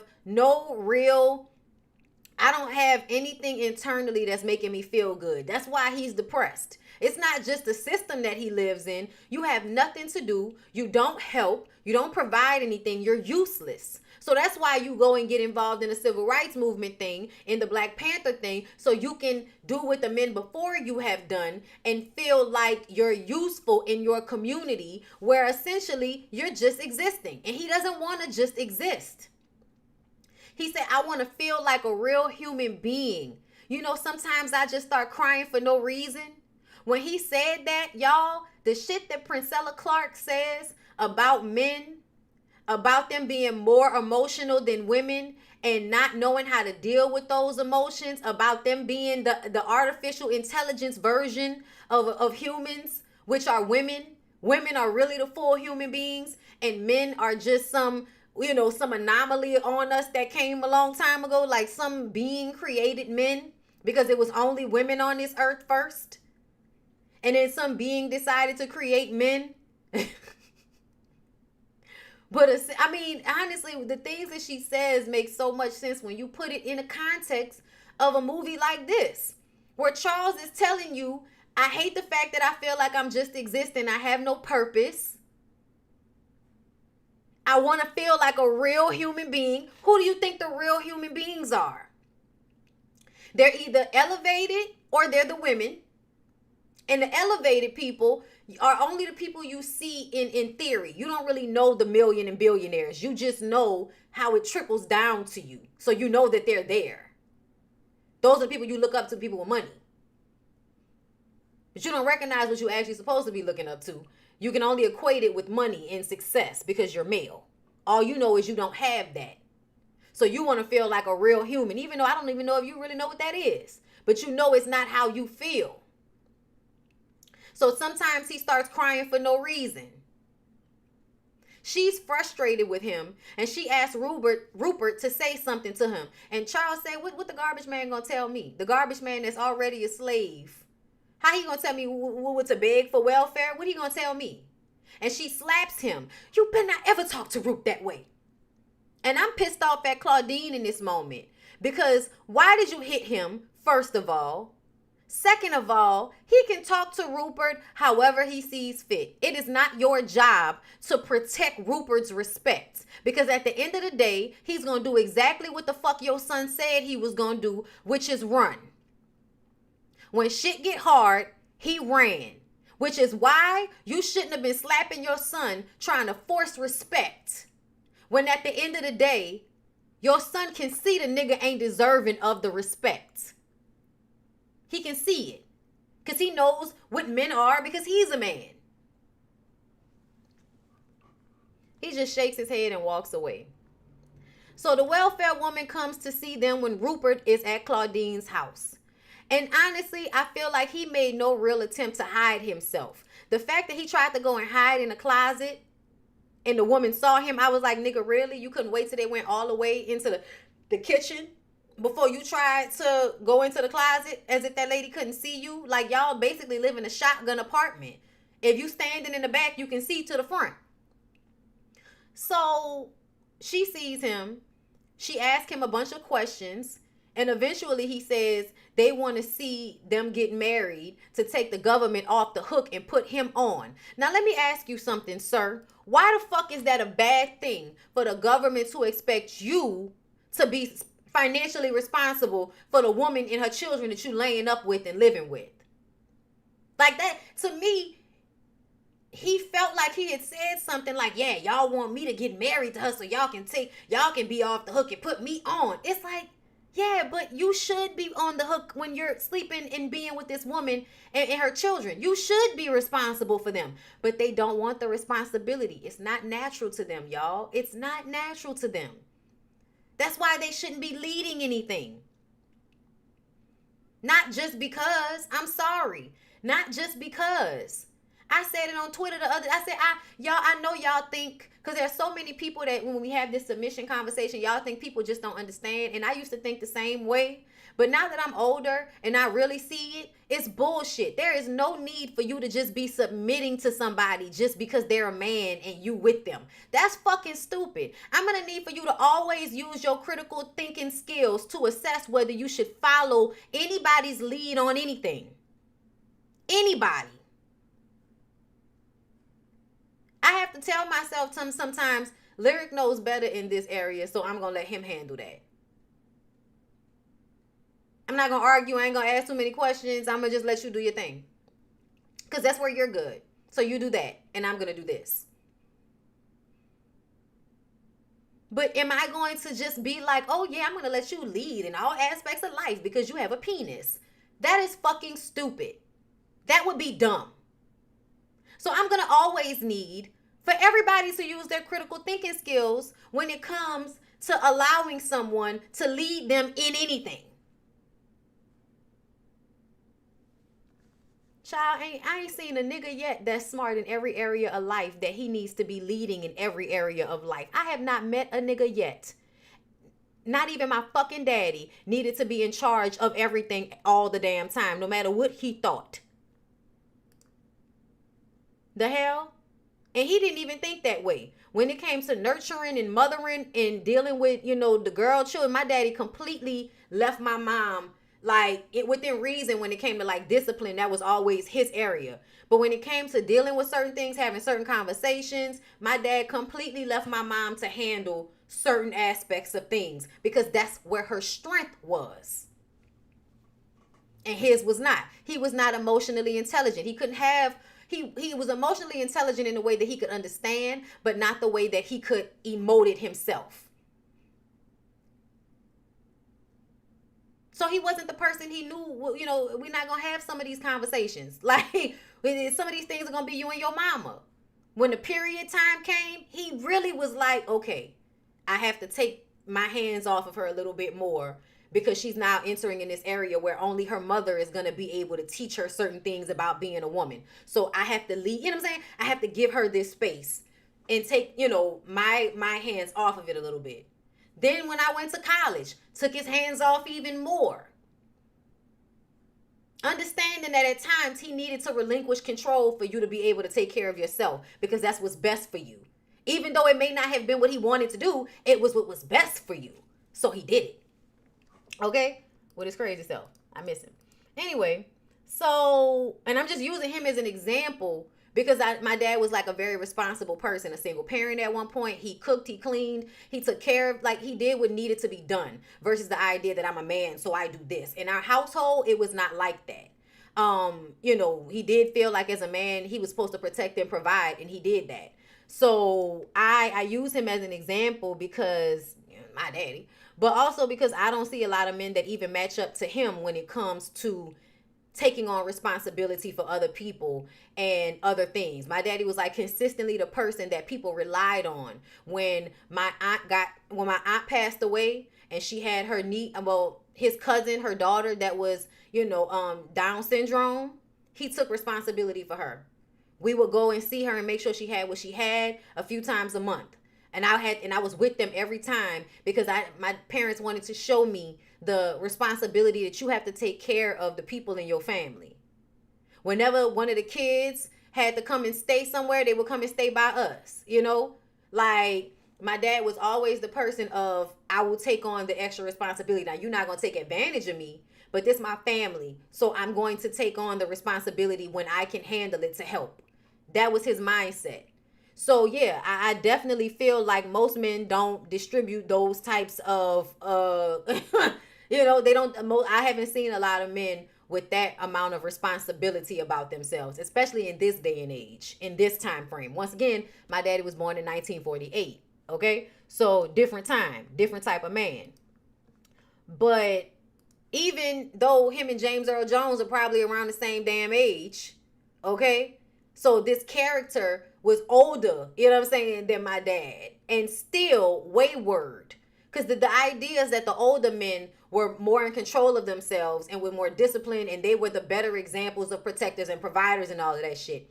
But essentially, no, they just had other factors involved. So men back in the day, yeah, you had civil rights. So because white people could just do any old thing, black men had to handle themselves a certain way in public and everywhere out of fear of what white people could do to them.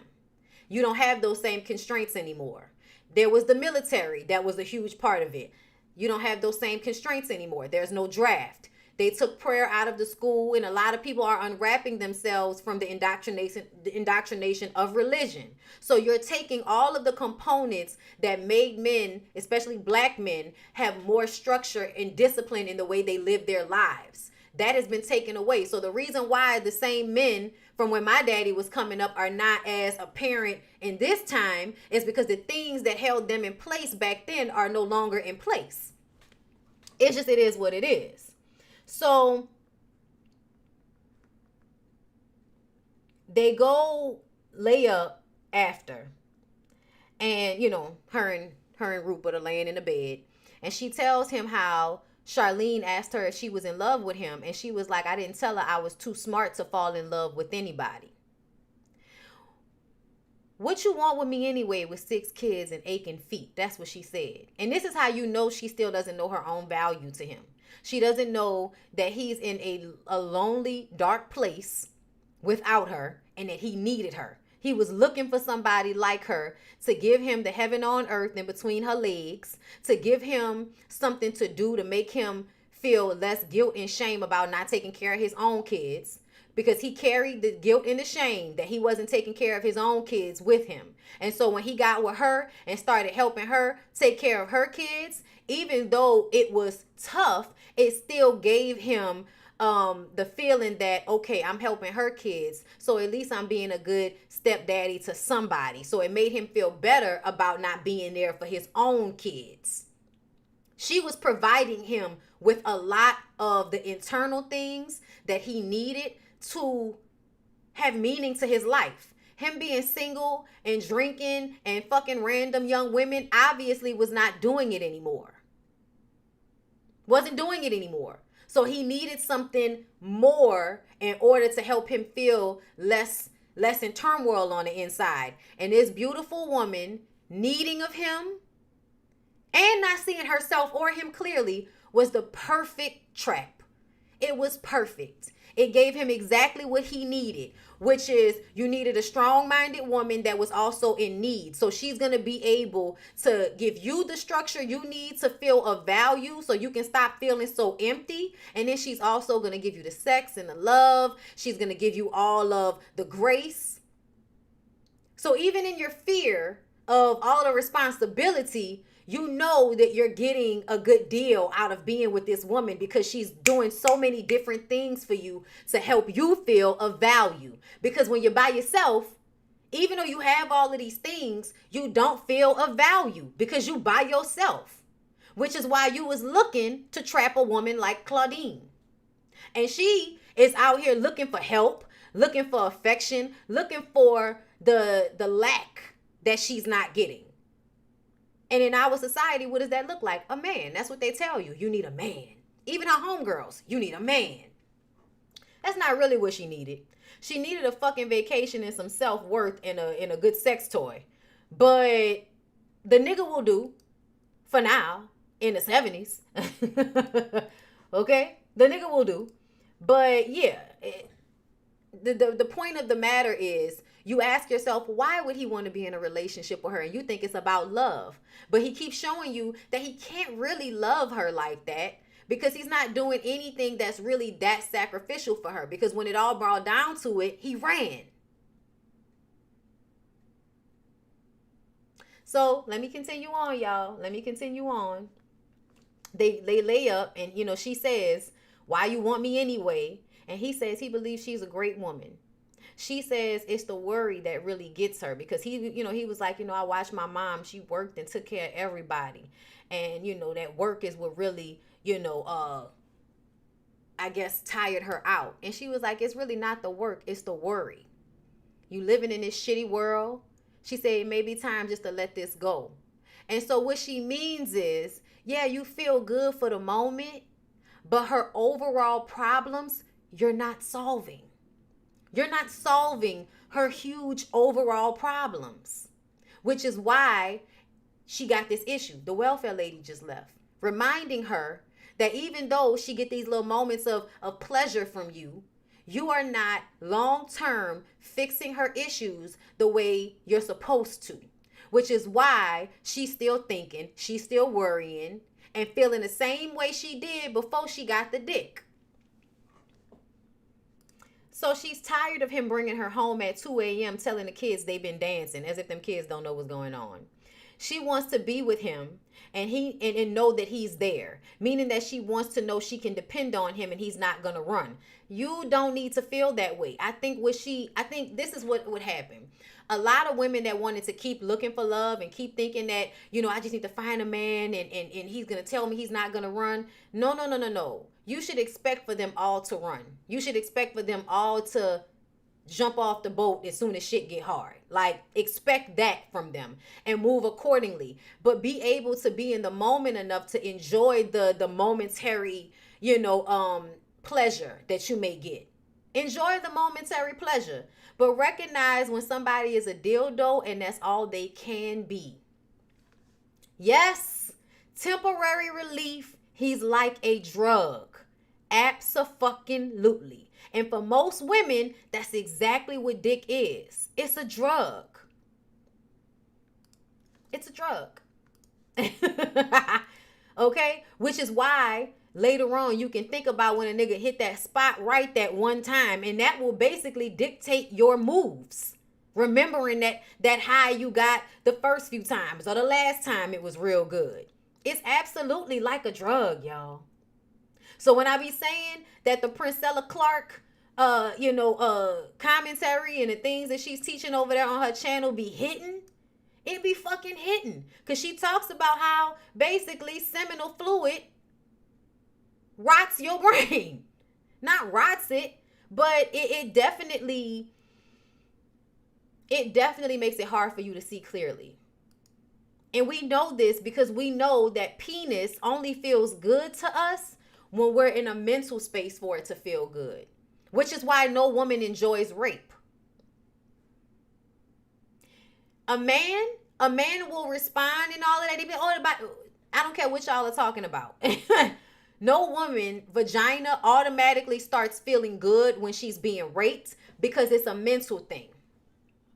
Whereas a man, even if he's not into it, can still get on hard, and if you get on top of him, he's still gonna feel good physically and be able to have an orgasm. Even if he doesn't want it emotionally, he will still have the physical pleasurable response of the sex. With women, it is not like that. Ain't no amount of pumping in and out nobody's coochie is gonna feel good if it's in a way that is not pleasurable to the, meaning that by force, you don't want it, you don't like the dude. that it's not gonna feel good. And no, even if your body physically responds, meaning that you have juices flowing or something like that, you are not gonna all of a sudden be like no, it's not gonna turn into pleasure. It's not gonna turn into pleasure. Okay, so the mental of it is really the most important part. It's the most important part, which is why real players know how to fuck your mind first. And the men that really can't fuck your mind, that's the ones that can't really catch your cooch like that. Okay, just be real. They be fucking your mind on some shit. Because it ain't always about how they swing their dick around. Yeah, men are machines, so their pleasure is mechanical. Exactly. So, like she said, she's tired of him dropping her off and the kids questioning it. He says, there it go. He's not putting up with that welfare shit. So she's asking him to legitimize the relationship, and he automatically gets upset with her and acts as if she's done something wrong. She says that she has to put up with it. And he says that's because she's the woman and she had the kids. Now, you've been laying up with this man. You know that this man left his kids behind and he feels guilt and shame behind that, but he still has the audacity to throw in your face that you have to deal with the welfare because you're the woman and you had the kids. Because to me, once you have all of this understanding of what's going on, you shouldn't still be completely blaming her for being stuck with these 6 kids. But you are. And you always will. He says they will cut his balls off and she will hate his guts. So I guess the idea is that once he's not fighting against the government, because he recognized that she was attracted to the fact that he gonna buck up against the white man, right? So once he gets into the welfare system and he's not bucking against that system anymore, she's gonna hate his guts. That's what he says. And she says she hates his guts a lot right now because of the shit that he's saying to her. She says that's what he thinks being a man is, huh? She like, you men have crazy ideas about what being a man is. Y'all, if you've been listening to Priscilla Clark, this is about to hit for you. She says that's what he thinks being a man is. Beating somebody up, screwing all the broads and making babies. That makes you a man. Nobody gonna tell you how to spend your little shitty dollars. And then she says, I got bigger balls than you. I got bigger balls than you've ever had. And she hit his shoulder. And then he grabs her and pulls her down onto the bed and tells her that he's not going to leave her ever. And they're going to go down there to the welfare office and they're going to deal with this. So as soon as this woman is starting to recognize that exactly who you are, as soon as she was starting to recognize exactly who he is, a man that all you want to do is fight, fuck, and run. And I'm stronger than you on any day because even though ain't none of this shit easy for me, I'm not running from my responsibility because I know that I have to do this because it's what's right. So even though this is so fucking hard for me too, I'm not running, meaning I got bigger balls than you. So as soon as she figured that out, all of a sudden, he switched on a dime. Now, he going to take her down there and they going to work it out. You know why? Because as soon as she said that up out of her mouth, that's the fear. That's what you don't want. That's what you don't want the women to recognize. You don't want the women to know that this is who you are and that they're really stronger than you, which is why they shouldn't be looking to depend on you. As soon as she said that shit, he uses the physical, violent thing that we like in the sex thing. You know, y'all know black women. We love for y'all to just grab us and kiss us or, be aggressive with the way you love us. Yes, we like all of that shit. There's a psychological reason for it, girl, I'm sure. Okay, I don't think that's necessarily natural as much as it may be conditioning and a byproduct of a violence system in which we live in. For you to find violence attractive in the first damn place, okay? But he tapped into that. He tapped into that because once they can't use their words to get you up here, they tap into that physical part.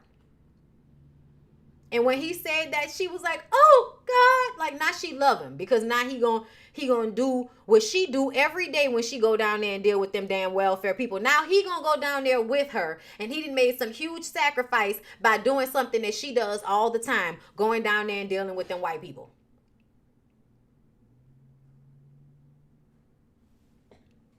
So when they go to talk to them, they keep saying if he isn't making enough money, he doesn't get on welfare. It's a misuse of ADC funds. That's fraud.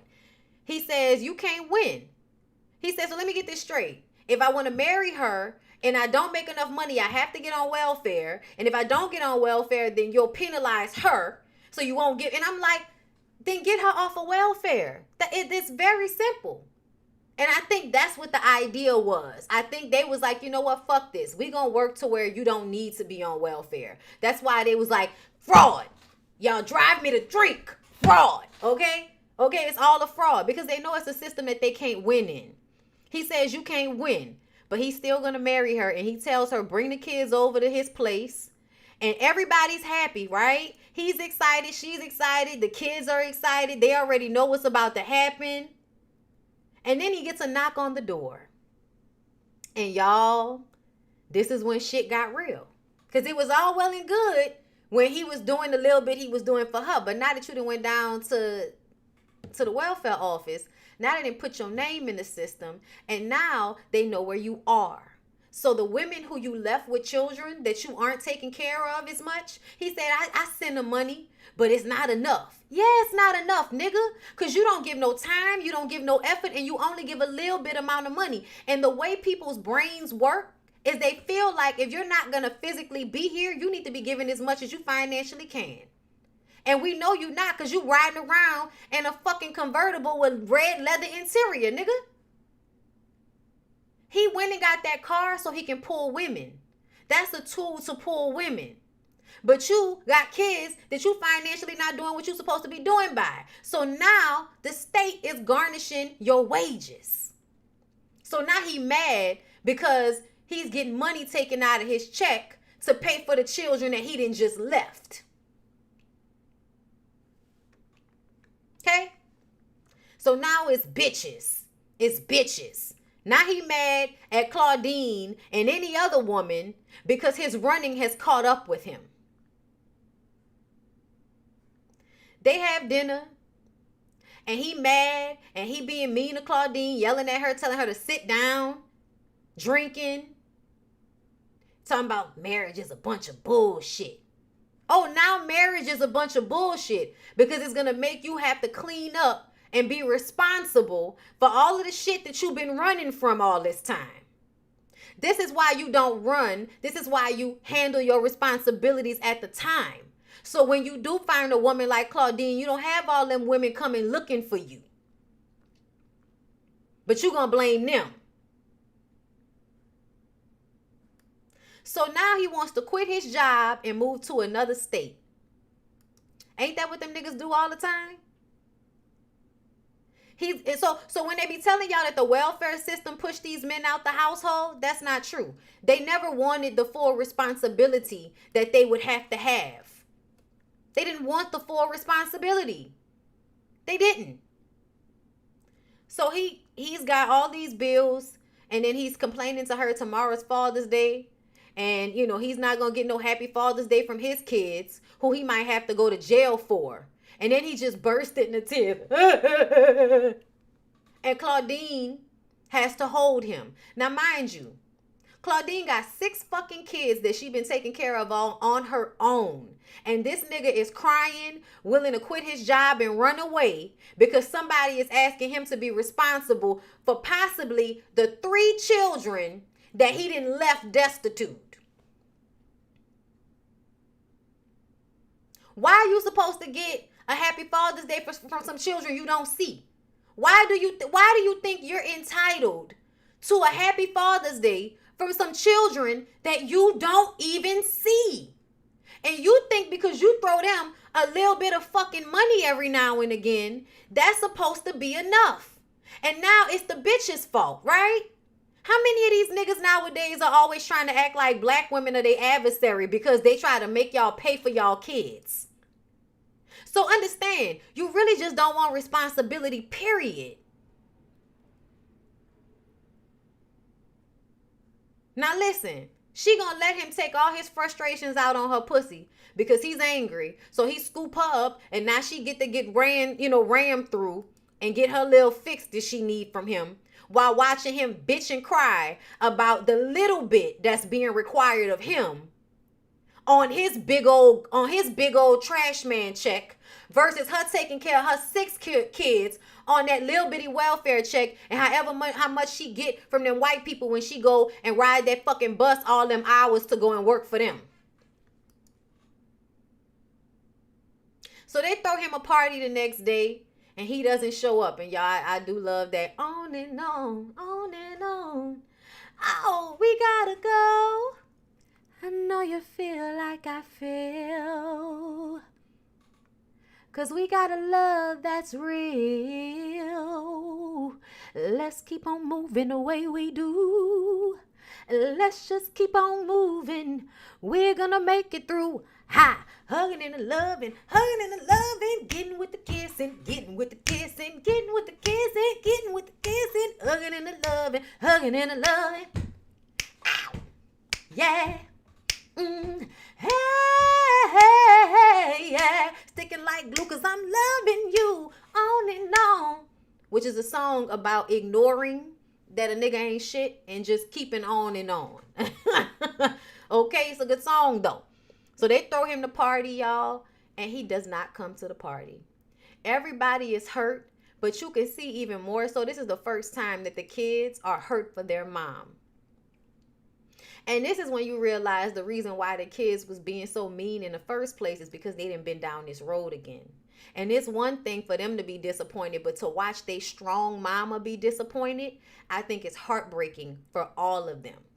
And I'm going to tell you how you know it's heartbreaking for all of them. Because Charles was getting ready to go, and he didn't say anything smart. He walked over to her and he kissed her on her forehead. So that's how you know that they love her. She didn't teach them any discipline. They love her as their mother, and they hated to see her hurting, which is why they did not want her to fall in love with that nigga in the first place, because all of the niggas have done the same thing. And at this point, all the kids can pretty much deduce that any nigga is going to be this way. And then they're going to try to blame her and make it seem like she chose wrong, when at the end of the day, who else was she supposed to choose? This nigga got a good job, a place, a car, but she not paying enough attention to all of the red flags, right? It's her fault. It's always a single mom's fault, right? Not all of these niggas who can't take responsibility and they run. When really, at the end of the day, stop expecting so much from them. And when the girls stop expecting so much and they just trying to get what they trying to get, y'all shame them and call them thoughts and city girls and shit. But understand, the city girls are here for a reason. Because they watched their mothers worrying about love and getting played and disappointed. That's why they're not worrying about that shit no more. They don't give a fuck about the integrity you pretend to have. They don't give a fuck about all of those good qualities that y'all think these niggas have, because they see men clear. Because they're the women that men don't feel like they have to hide for. A lot of the city girls and all of that, y'all feel like y'all can disrespect those women and treat them any kind of way. And I want y'all to know that that's the truth of who those men are. If there's a man out there that's going to disrespect and treat a woman any old kind of way, stop thinking that it's because the woman is deserving of that treatment, and really start to understand that it's because that's who the man is. But nobody's in the room that's going to make him feel bad about it. So he's going to do exactly what he wants to do. He's going to act exactly how he wants to act with her, which is why she can see him a little bit more clearly. That sector of young women that just want to get money out you niggas, now they lying. They lying because essentially they're saying that, but they feel differently because they're still being socialized to want love from somebody. But a lot of them had the right idea to get what you can get, because at the end of the day, everybody's going to show up and disappoint. Everybody's going to disappoint. Even the niggas who y'all think got all this integrity, they going to disappoint too. They going to break hearts too. So the girls now, the city girls, they just want to take their emotions out the situation all together. They want to just detach from their emotions.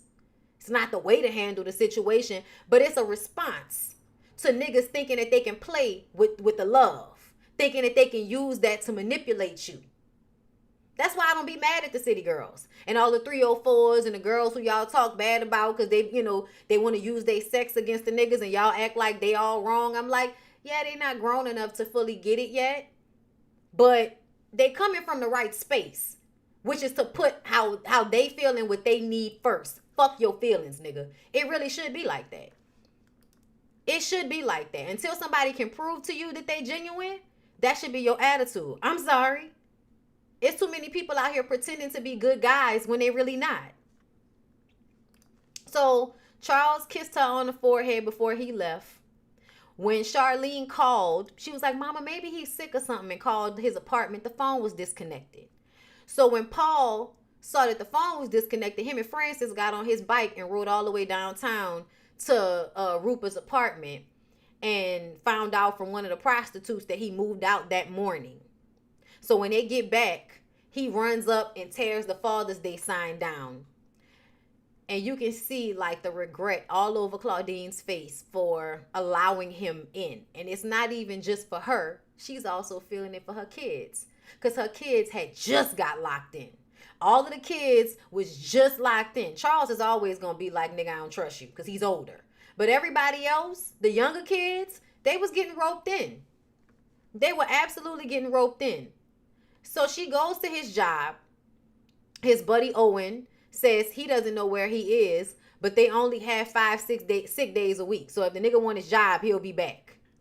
Charles tells her it's her fault because she's sitting on the stoop smoking, stressed out. And Charles tells her, it's all your fault. I knew that nigga was going to walk out on you.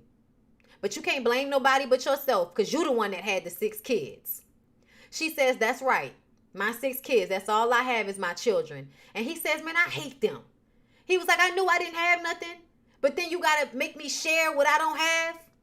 And it's like, nigga, these are your siblings. And you saying you hate them after 18 fucking years, with you 3 years older than Charlene, and you've been complaining and mad ever since that you just couldn't have your mama all to yourself, you nut.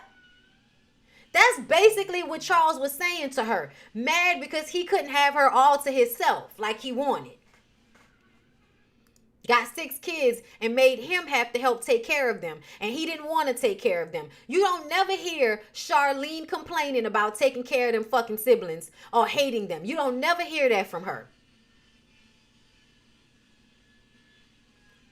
He says, but she says, my son, the revolutionary, ain't nothing but a snot-nosed coward. And she says that because how you gonna be a revolutionary? How you gonna be like Martin Luther King or Malcolm X that made sacrifices for their people when you don't even have the empathy or sympathy for your own fucking family members? You can't be a revolutionary, nigga, because that requires you to be selfless in some respect, and you're not selfless. You're selfish. Okay? He says, ain't that what you want me to be? He said, you want me to be a coward. That's why Francis wants to be invisible. Ain't that what you want? Then he says she should have aborted him if she really loved him, like the women on the plantations that didn't want their children to be slaves. He says that she taught them to be afraid. And she says, you better be afraid because that world out there eats you up. He says, how can you always be scared if you want to change anything? And Claudine says, ain't no other type of person, Charles. And this is another moment that tapped in with Priscilla Clark and what she says about men being filled with fear. Your mama didn't put fear in you. As a man, you automatically have all of these fears inside of you. Because as a woman, what she understands is, ain't no other type of people, Charles. I'm scared every day, but I do my job. If you're not scared, then you don't have no need for guts. Meaning that you can't go around saying that you got big balls and you got guts and all of that, because having guts means that I'm doing something in spite of fear. So if you don't feel fear, then you don't need to be courageous. You can only be courageous when you are doing something in spite of your fear. So if you think you're not supposed to have fear, you are sadly mistaken, sir. You're supposed to do it even though you're scared. say the word. And after she said that, he had a look of confusion over his face because there was nothing else he can say. He thought he was fucking smart. And his mama told him something that I guess he didn't seem to understand, but he thought he knew better because he a man, right? So he looked confused at first, but then smugly tells her, before she tucks herself in tonight, take a look at Charlene's tits. Good night, Grandma. Oh, yeah. Claudine goes inside and sees Charlene getting dressed and recognizes that Charlene is pregnant. And Charlene look at her like, Mama. And she picks up this brush and goes to beat the shit out of Charlene with a brush until she was laying on the bed with nothing on her. And this is when Claudine sees her child just laying on the bed. And she picks her up and she holds her. And after she holds her, and y'all, this was such a good moment. That damn Tamu, I think that's the lady name that plays Charlene. No, she know how to act, okay? So they sit at the table, both crying. And she says that she and Teddy will get married and they will both work. Claudine says both of them will make one whole salary, meaning as black people, y'all ain't got no education. So that means you'll only be able to get service level jobs. Service level jobs, 2 of them makes one full salary for what the white people be out here making. So she's trying to let you know that y'all still not going to be making enough money. And then when the baby gets there, it'll be 3 people living off half of a full salary. And then you can't even depend on his half. Charlene says, Abdullah says, and Claudine says, who cares what the hell Abdullah says? He's full of crap. Just like the rest of them black studs. Now, the mama might be projecting, but she's not wrong. She's not wrong. Charlene says, Mama, black men have made a great contribution to our society. George Washington Carver, W.E.B. Du Bois, Frederick Douglass. And this reminded me of when Princella and Charleston White did that little stupid rumble in the jungle shit that they did. Okay? Just to prove Princella's point even more so. And at the end of it, when he was so upset, what did he keep reaching for whenever she would say men are incapable of love? He would then go and reach for Massa Musa or go, as a successful black man. You go and reach for a nigga that was born in BC. Okay, you gonna go reach for somebody that you ain't seen in 1,000 years, 2,000 years. You ain't. I don't even know. I can't even remember. I just know it's like BC when Massa Musa was in power, the richest man to ever have lived, the black man, Massa Musa. They will use him as an example of the black men we see now. Or they'll go back and talk about Martin Luther King. He kept saying Martin Luther King loved Coretta, and he fucked like a motherfucker, just ignorant as fuck, right? But do you hear that she starts naming all of these black men? All of these black men that have been gone now for a while. This is the 70s. Most of these men aren't around anymore. But it's a closer comparison because now niggas is still using these men as examples of good men. And we didn't find out half of them wasn't shit. W.E.B. Du Bois and Frederick Douglass. Okay, we didn't find out them niggas wasn't shit. If you go and look at like their personal lives, Frederick Douglass did his wife terrible from what I understand. And W.E.B. Du Bois might have been colorist. Okay? Oh, child, not might have been, was. Okay? Just go do your research on some shit. You know what I'm saying? But anyway, Claudine says, ain't it just too damn bad that you didn't get your ass knocked up by Frederick Douglass? And Charlene burst into tears.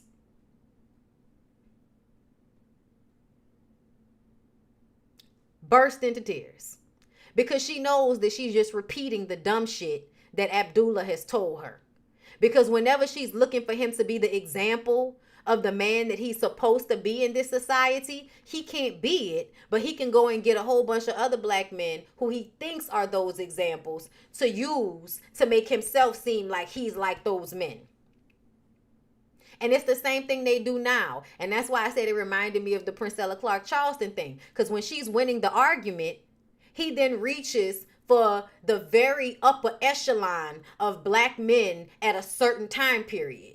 You cannot go and use the the very enlightened, intelligent, like these men are the best of the men at that time. And those men were better than the men of this time.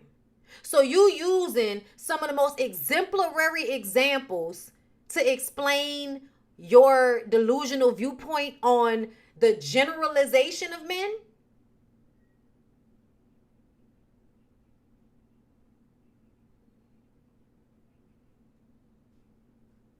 And yes, we all know that Martin Luther King was cheating with white women, and y'all tried to protect us from knowing that, but that was a very important part of the story.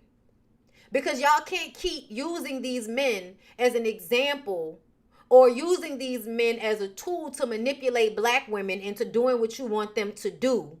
Because essentially, even those men weren't the men they claimed to be.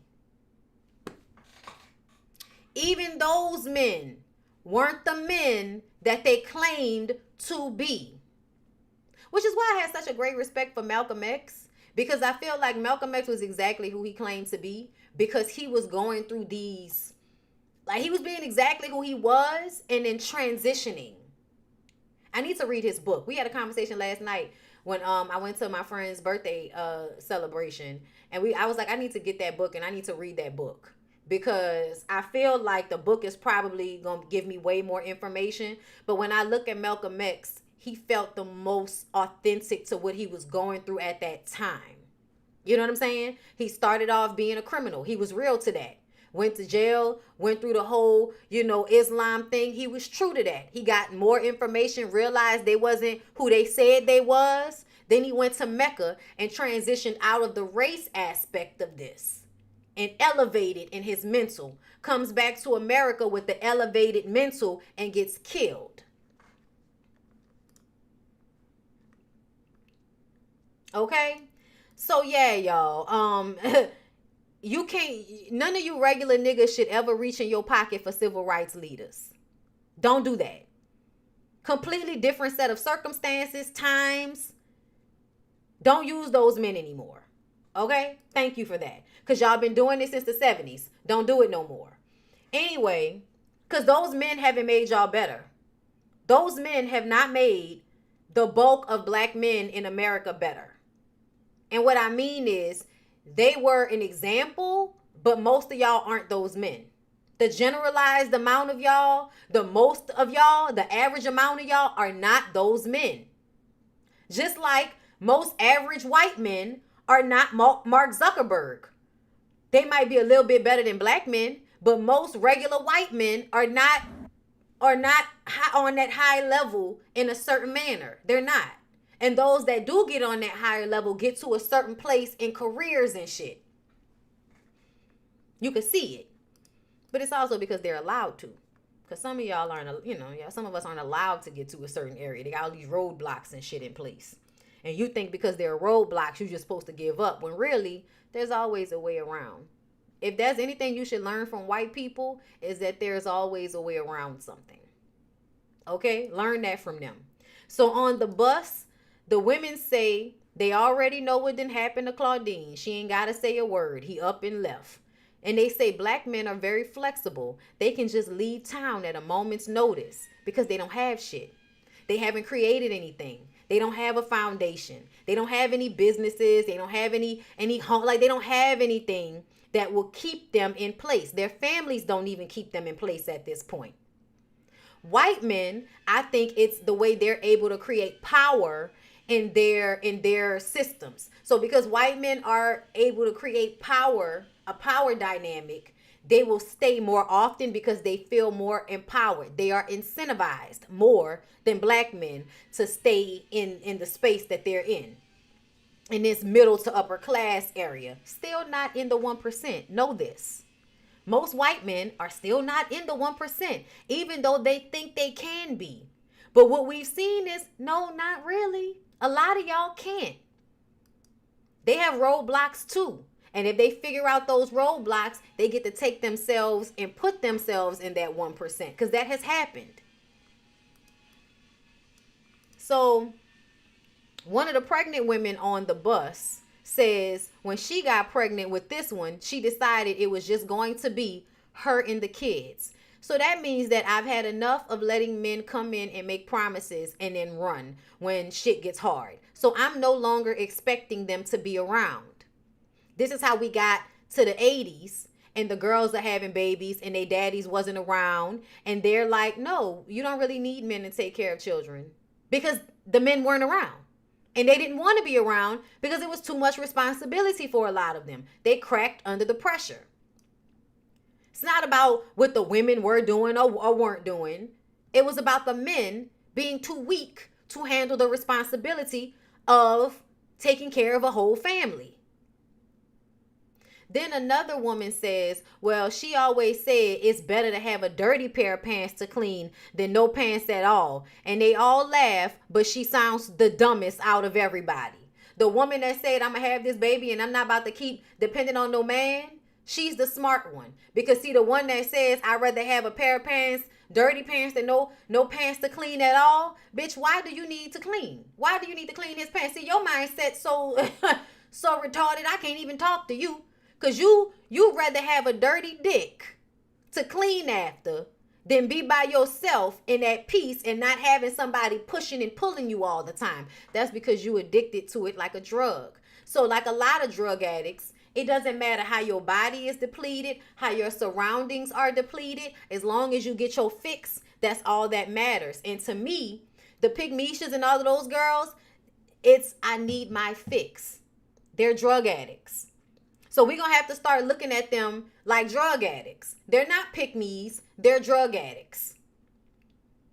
Because you're addicted to what the feeling you get from that dick. Even though you know it's fucking up your life in other areas. Even though you know it's not worth what you're getting from it. You get that good feeling and then they ruin the good feelings by saying something stupid, doing something stupid, running off.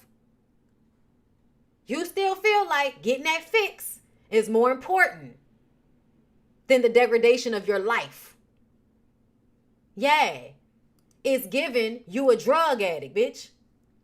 So when she gets home, Charles has locked the kids out of the house.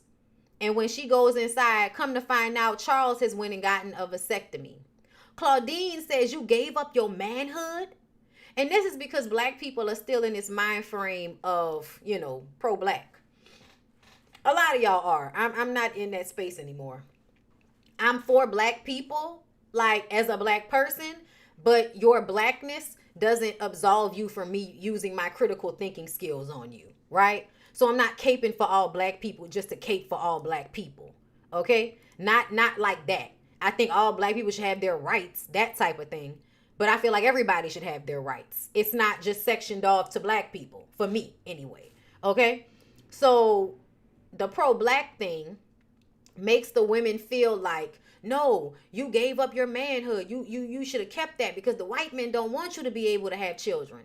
Yes, they do. Charles did a smart thing here. Charles did a very smart thing, and I'm going to tell you why. Because he's already self-loathing.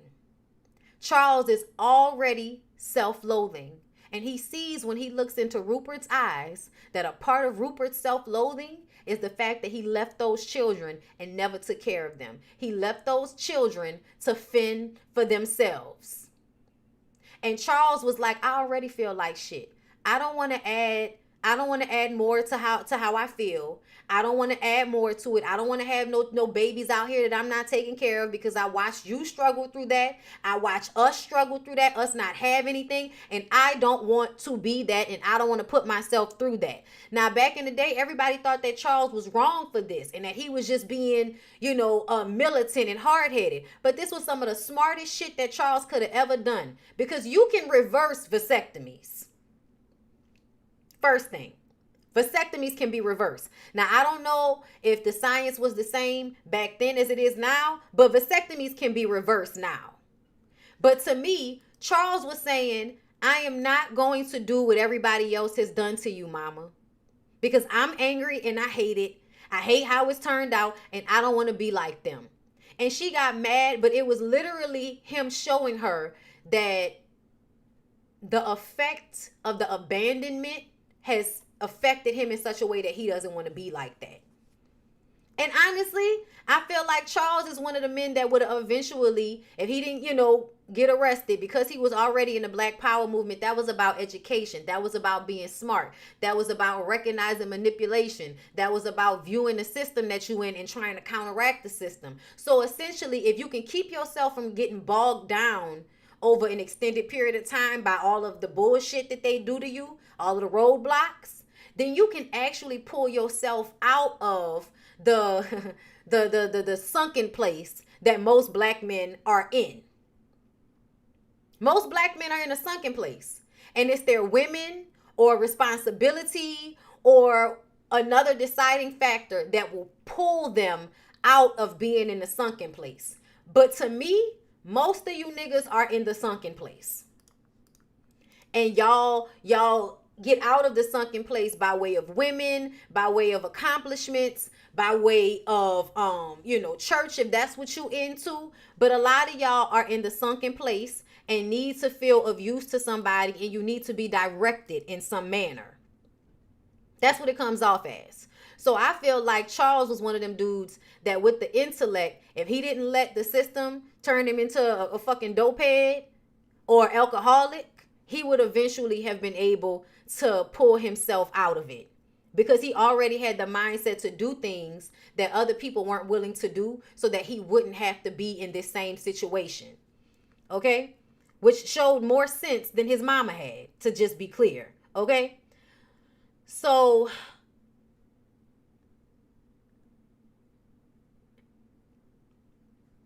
she says to him that he's cutting himself off just like Rupert is doing. Once again, she's projecting, but she's not wrong.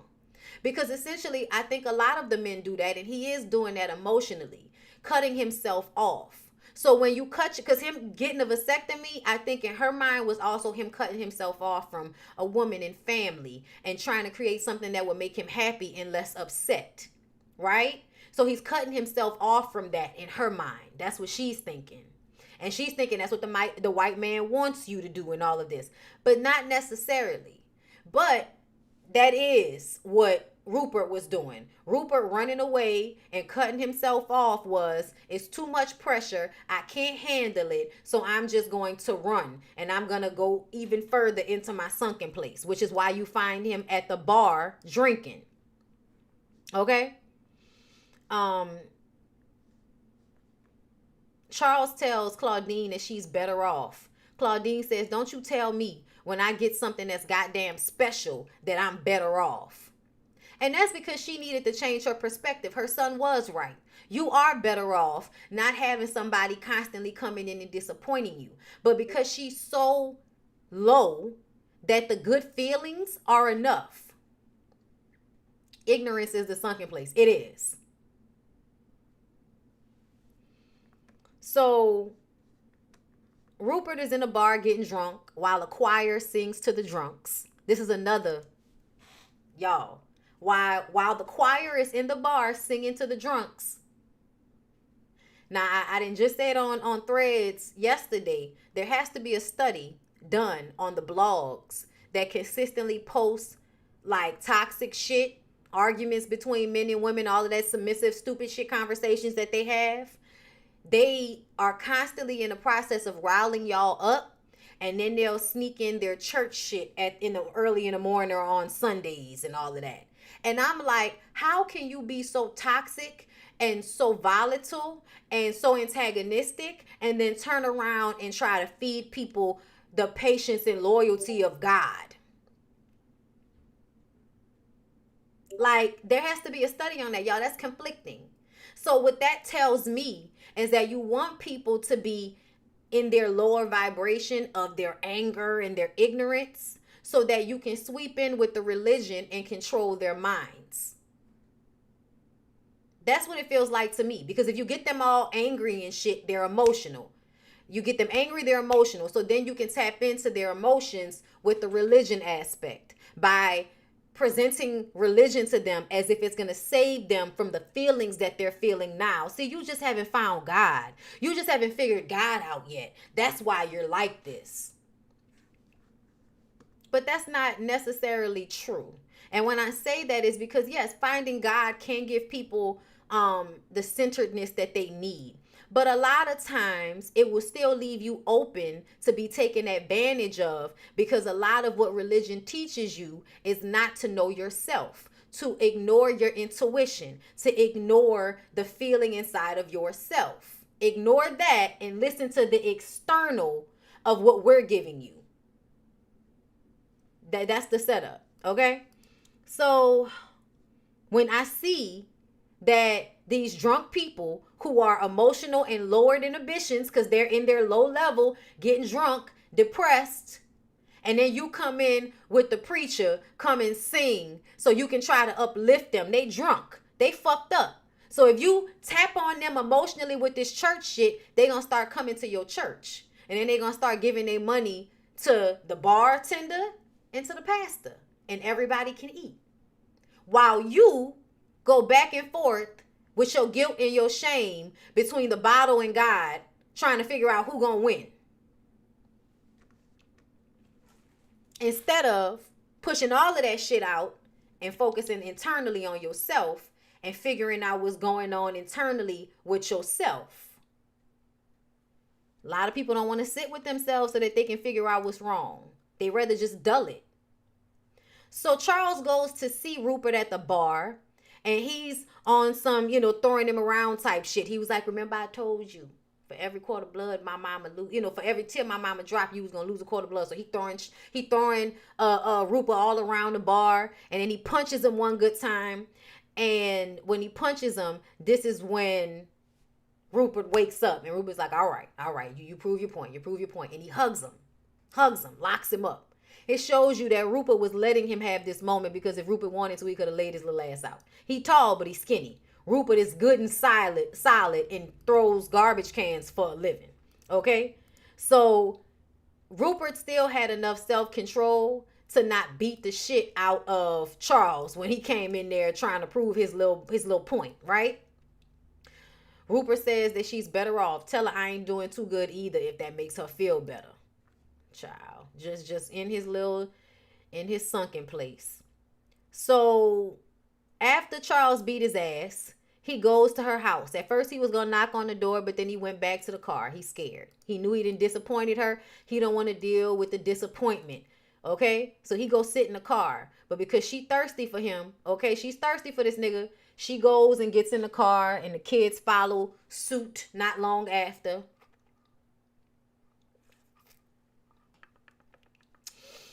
And he at first tries to lie and say he gonna go find a job and then he'll be back. But nobody believes him. And he says he loves them. He said, I love all of y'all. Paul asks, why didn't you come to the party then? And he says, the daddy is the breadwinner. And if you don't win that bread, then you just don't come around. Do you hear that, y'all? This is how they feel. They feel that the daddy is supposed to be the breadwinner, and if he's not the breadwinner, then just don't come around. So this is what they was telling women. They was telling women, because the white man is making it too hard for me to take care of y'all, I'm just gonna leave, right? So what does the black woman then start saying over time? Just be here. You don't have to give anything. Just be here. Because she's trying to take the pressure off of him so that he'll stick around. Because she thinks that's what's best. But no, it's not. If you can't handle this shit, get the fuck on. You either gonna be weak or you gonna be strong. But as a woman, it's not your job to make it easier for him so that he won't give up. Because if he gonna give up any fucking way. And ain't nothing you can do about it. But I want y'all to understand, when we get into the future, when we get into our time frame, where some of these ideals come from. Why women responded the way they did. Why did women in the 80s and the 90s and shit telling these niggas they don't need to give financially, they just need to show up? Because for the 70s, y'all was telling these women that y'all couldn't be there because y'all didn't have the money. So the women said, just be here because help is better than money. And then y'all don't even do that. But that's why I don't like that whole patriarchal system. That's why I don't believe in, oh, the man's supposed to be the breadwinner and all of that. No, I believe that both people are supposed to put in the pot to make what happen what they want to happen. Everybody needs to be self-sufficient, and everybody needs to be able to add to the pot so that we can have better, so we can elevate each other.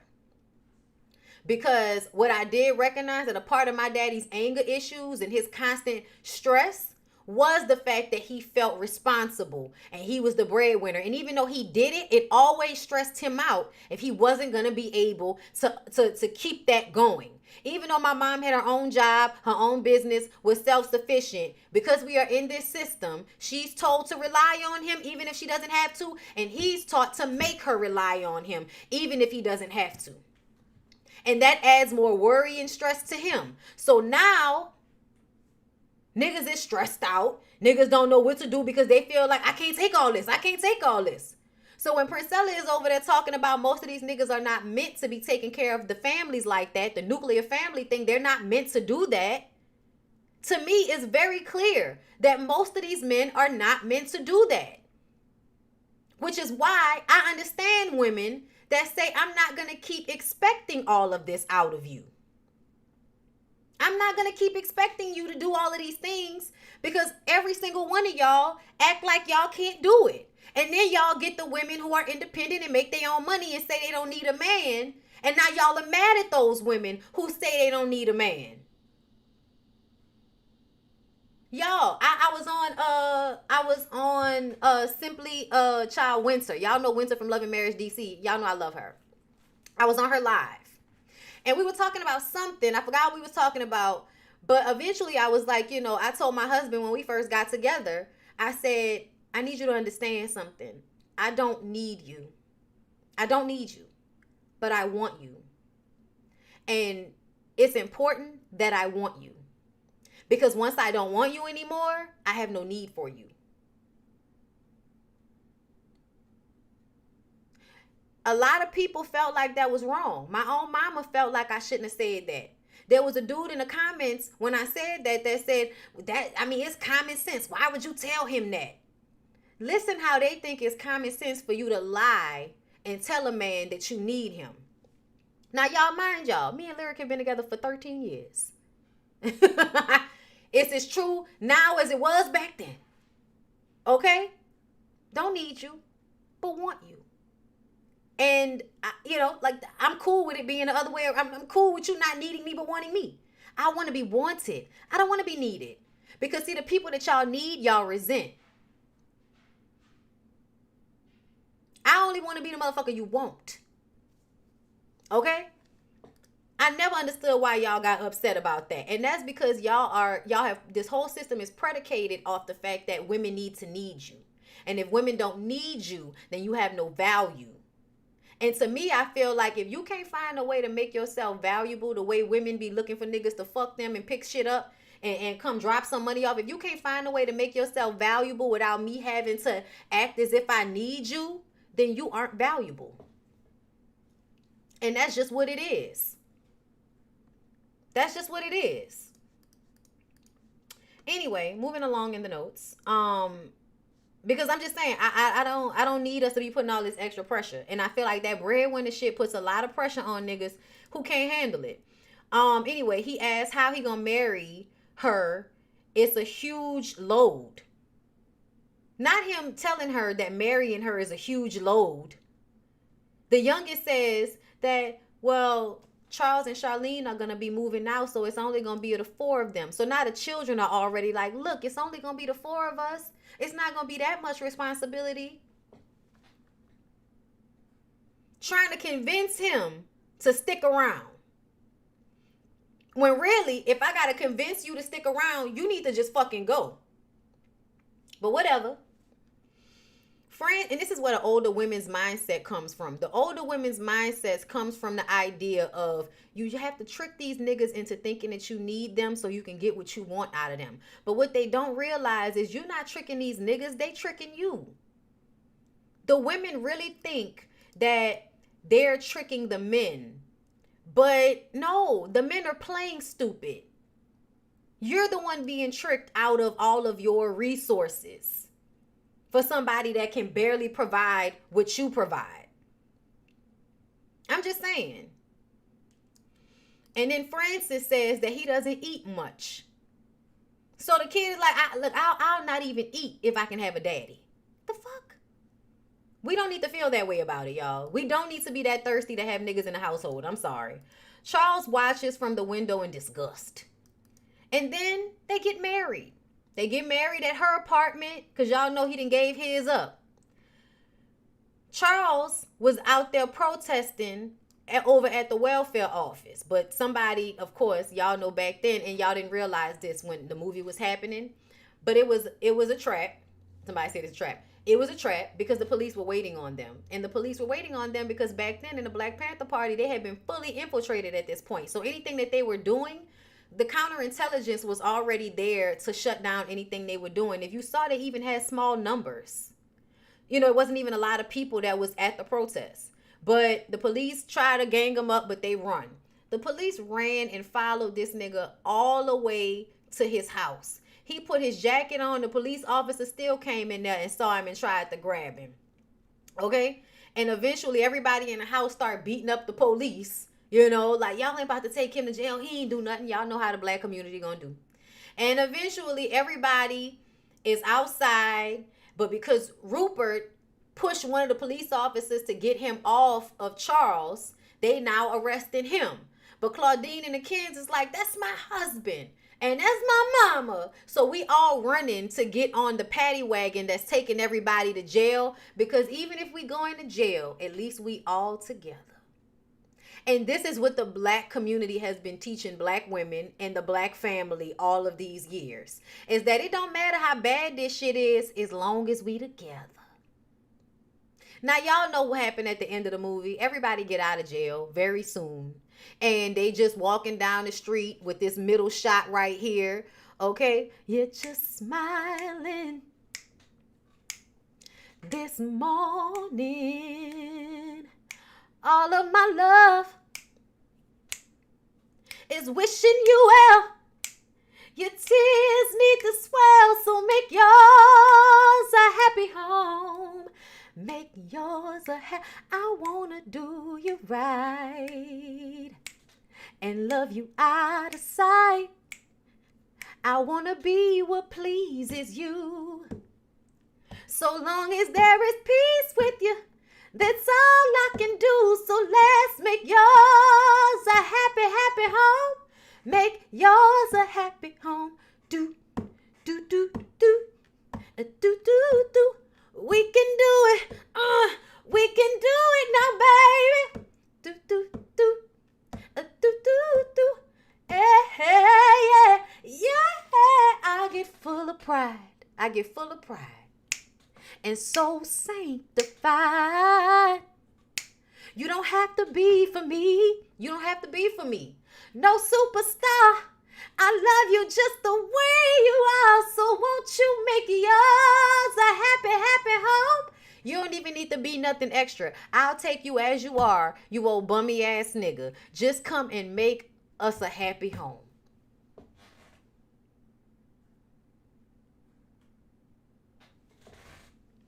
Listen, I love this song, y'all. I love the soundtrack. Even at the end of the movie, girl, I was emotional. I was emotional by the time we got to the end of the movie. So trust me, y'all. I get it. I'm still in this system too, y'all. But my brain likes to break out of constraints for some reason. So I often can view manipulation. I can see like when shit don't make sense a lot of the times. I don't know why. My brain just be like, nope. Nope, this don't feel right. Get that the fuck away from me. This ideology is why Megan initially didn't call the cops on Tory Lanez. Yep. We're often protecting them. Often protecting them. I know, right? One depressing ass movie. Okay? At the end, everybody's on the paddy wagon and then they walking home, child. Walking home from the jail. It's a cautionary tale. But they put that happy music on the end with everybody smiling and made you think that it was a good thing. Okay? When at the end of the day, The only thing he gonna do is he gonna get that job. He gonna, he gonna work. He gonna live with her. He gonna share his money with her. She gonna make it, make all of the allowances because she's so grateful that he at the house. Eventually, he's gonna be one of them niggas that just sit in the chair and drink and watch TV when he get off from work. Ain't gonna be no nice dates. Yeah, you're gonna get your dick. You're gonna get your arguments. He gonna yell at the kids, and they'll be a little bit more in line, maybe. But essentially, he'll do what he did a lot of the times in the movie, which is sit there and look a little drunk, look a little faded. I don't know if y'all noticed that, but it was a whole bunch of times where he was at their house and, he talking to the kids and his eyes look red. And to me, it was because he was probably drinking. And listen, look, I'm from New Orleans. We drink. But to me, it is coming from the understanding that, this a nigga that's going to be a functioning alcoholic. Okay? So yeah, y'all, 2 hours and 45 minutes. I don't know why I gotta be here so long for the Now That We're Growns, but I hope y'all, I helped you clean your house or whatever you was doing today. And whenever you catch this one, I hope you enjoyed it. This is one of my favorite movies. I enjoyed y'all so much today. Thank y'all for coming through. Let me read some of y'all super chats. Okay. Risky, thank you for the super chat. Looking sexy, Bondi. Is Jason's lyric on your list? It is on my list, girl. It is. Thank you so much. Satra Zelry 360, thank you for the super chat. Claudine gave a false narrative that a black woman could not have a man and social program help. In Georgia, my grandparents were married and lived in the projects with 7 children. Oh yeah, no, but also understand that it was different in different places. It was different in different places. Because my grandmother did too. My grandmother and my grandfather were married, lived in the projects, and had buku kids. Okay. Now, later on in life, was my grandmother mad that she had never obtained her own property and all of that? Probably. I think even though the movie was false, it still was. The truth is in the personalities, not in the logistics. You know what I'm saying? If for lack of a better term right now. But let me read what you're saying. Thank you for another super chat. Claudine gave a false narrative in Philly. Housing authority gave my aunt a house rent free.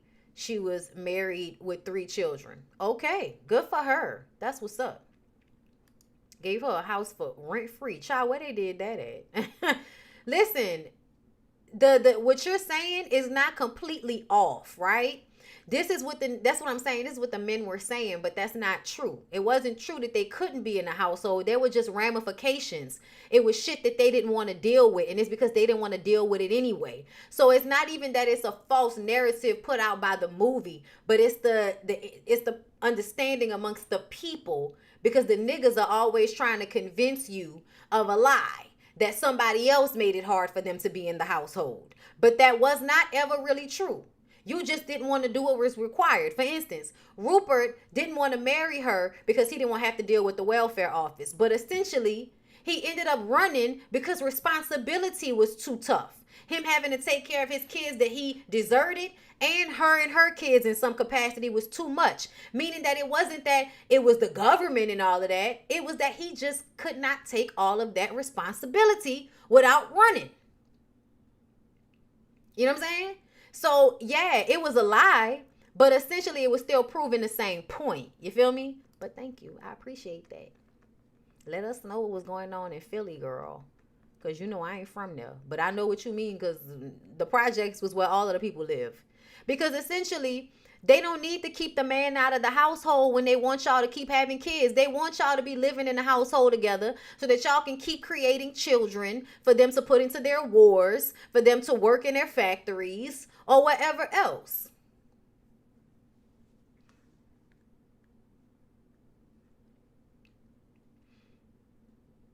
He's at war with his mother, basically. Who's at war with their mother? The black woman lost her man in 1968. Statistics prove that black men, the lowest population, have the highest interracial marriages. Oh, so you mean when they gave them the rights to marry white women, that was when they really all left the home. Oh, we can go get white bitches? We're out the door. We're out the door. Claudine is my favorite movie. I was born in 1970 in New York. The social workers did come to the house to check and see what you had. Listen, I'm about to say, wasn't this New York? But it's weird that a man would want to live on welfare long term. Is it?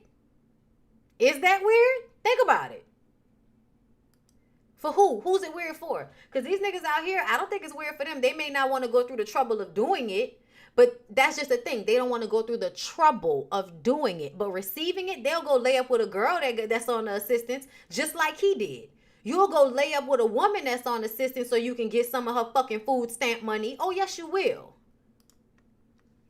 Because in his mind, it's something he don't have to do. If she being paid for by the government, then he can come in and fuck her and get all of the benefits without actually having to provide for her financially in that way. That's why the government put that shit in place, because they know y'all niggas would do that. I bet that Shirley was on, well, listen, they want us to keep reproducing so we can be the scapegoat. I'm from Philly and studied the programs in college. I disagree with Sasha Real Talk. The workers were mainly instructed to get them off the rolls.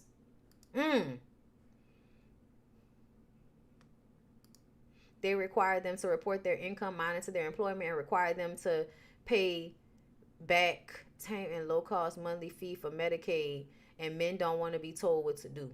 Boom. Boom. Boom. To me, Erin, you hit the nail on the head. They don't want to be responsible for all that is required. Women, even if we don't feel like going sit in them offices and deal with them people, if it's going to make it so that we can feed us and our kids, we're going to do it.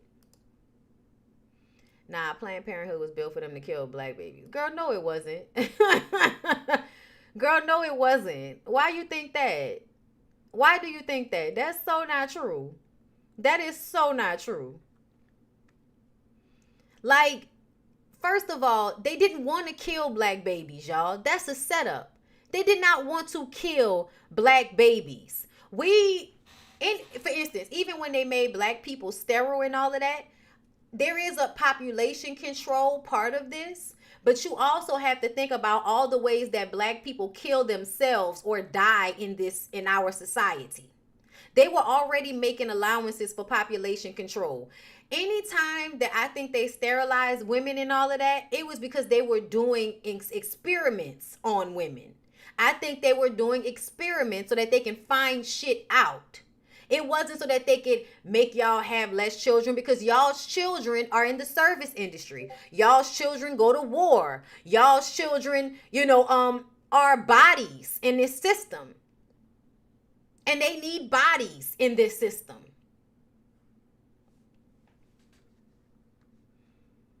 So I don't even think that's necessarily true. I just think they were doing experiments on black people to see what would happen and all of that. But it wasn't like, some people may have been trying to sterilize for population control, but essentially the greater need is to have more people to put into more slavery roles. In Pennsylvania alone, since May 2023 pandemic money ended, 1 million people lost their benefits. Child. It is not just black people. I want y'all to get that out y'all head too. Ronald Reagan and his welfare queen narrative twisted the original feminist movement. It's such bullshit. And that's what this is also responding to. The happy ending was a little jarring considering how gritty the movie has been up till then. Yeah, but it's the way we think about it in our head. Oh, now she got the man, happily ever after. We've always been thinking like that. Oh, she got the man. We still think like that. If a woman don't have a man, y'all feel like she ain't got no happily ever after. She got to get a man. So getting the man was the happily ever after, because a woman like her not supposed to be able to get a man, right? That's what y'all think. But that's bullshit. Any woman can get a man. Don't matter how many kids she got. Right. And that's what's weird to me, that they'll lay up with the woman and not contribute so that she doesn't need the welfare to begin with. But they'll benefit from her getting assistance. Yup.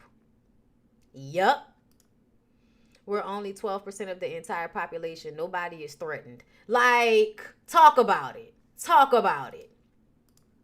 Yes, they were experimenting since the 1950s without our consent, because we are the mice.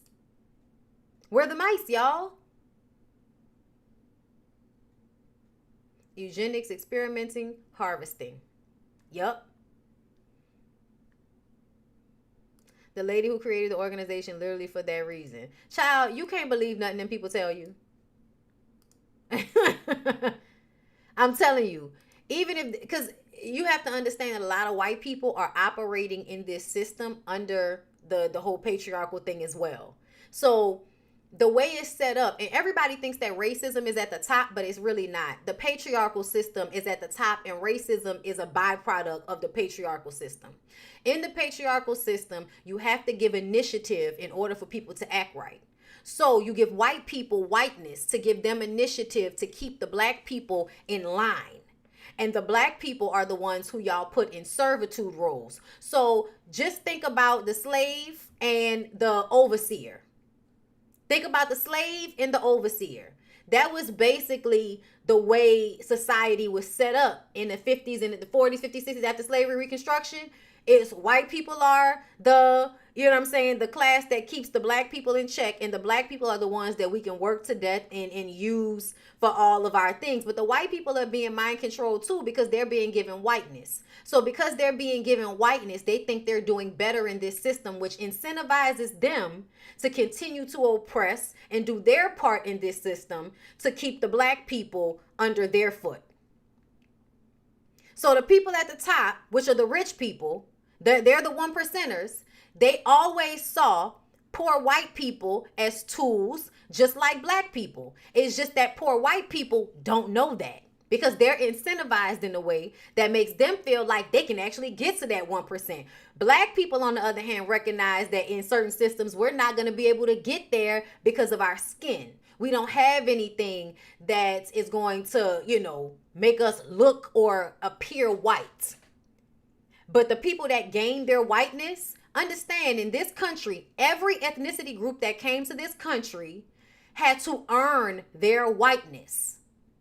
With the exception of the British, everybody had to earn their whiteness after Reconstruction in this system, which is why at the beginning it was only us, black people, and white people. But as Asian people, Latin people from other countries, Middle Eastern people, the Irish, the Italians, when all of those different sets of people and ethnicities and nationalities started to come to America, they had to earn their whiteness. Because they all did the same things. They got involved in some type of illegality, put themselves in a system, infiltrated in some way, and the government gave them their whiteness. Even the Asian people have been given their whiteness too. They get the most benefits from the civil rights movement when it comes to like their ability to get businesses and own property in black communities. Whereas black people don't own any businesses in those Asian communities. And in every community, in every large city, there's a large Asian population. They are able to be in these environments and be amongst themselves in a way that is not infiltrated by other people. Black people can't have that. And it's because the Asian people were able to come here and earn their whiteness. But it's also because they're power all on their own. They weren't affected in the same manner. Y'all, I got off course. But y'all know what I'm saying, okay? Yes. Yes, it is way bigger than Black America. It's indigenous people worldwide. And that's another thing. That's why you got to travel and see other people and see how they live. And you get a better understanding. They started unions and things, right? White people. Yes, they did. Yes, they did. And that's what external prejudice is about. We're black and white Americans are like all slaves of the system. But I'm better than you because I'm white. Yep. Everybody's a slave. But if you incentivize certain slaves, they will keep everybody in line. That's why it's a pyramid going up. Okay? That's why it's a pyramid. Because each step of the pyramid is meant to oppress what's on the bottom. Because as long as they can oppress somebody, they're not paying attention to how they're being oppressed from the people at the very top. It's all a mind game, y'all. I seen Cicely Tyson say she turned down this role because of the image of the character. A lot of them weren't willing to be dishonest about what was actually happening in our communities. Which type of Asian? The Chinese cannot stand the Japanese. I didn't say anything about them liking each other. I didn't say anything about them liking each other. I just said that they are a group of people that are able to be anywhere and be respected. Anywhere. I'm just saying, like, I don't know about y'all, but there are Chinatowns everywhere.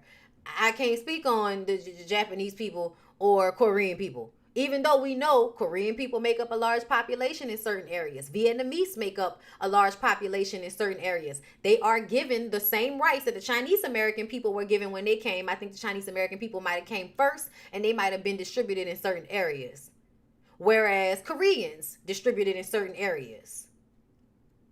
They're all considered Asian though, and I said Asian and group them together because in this space in America, they still fit the same profile.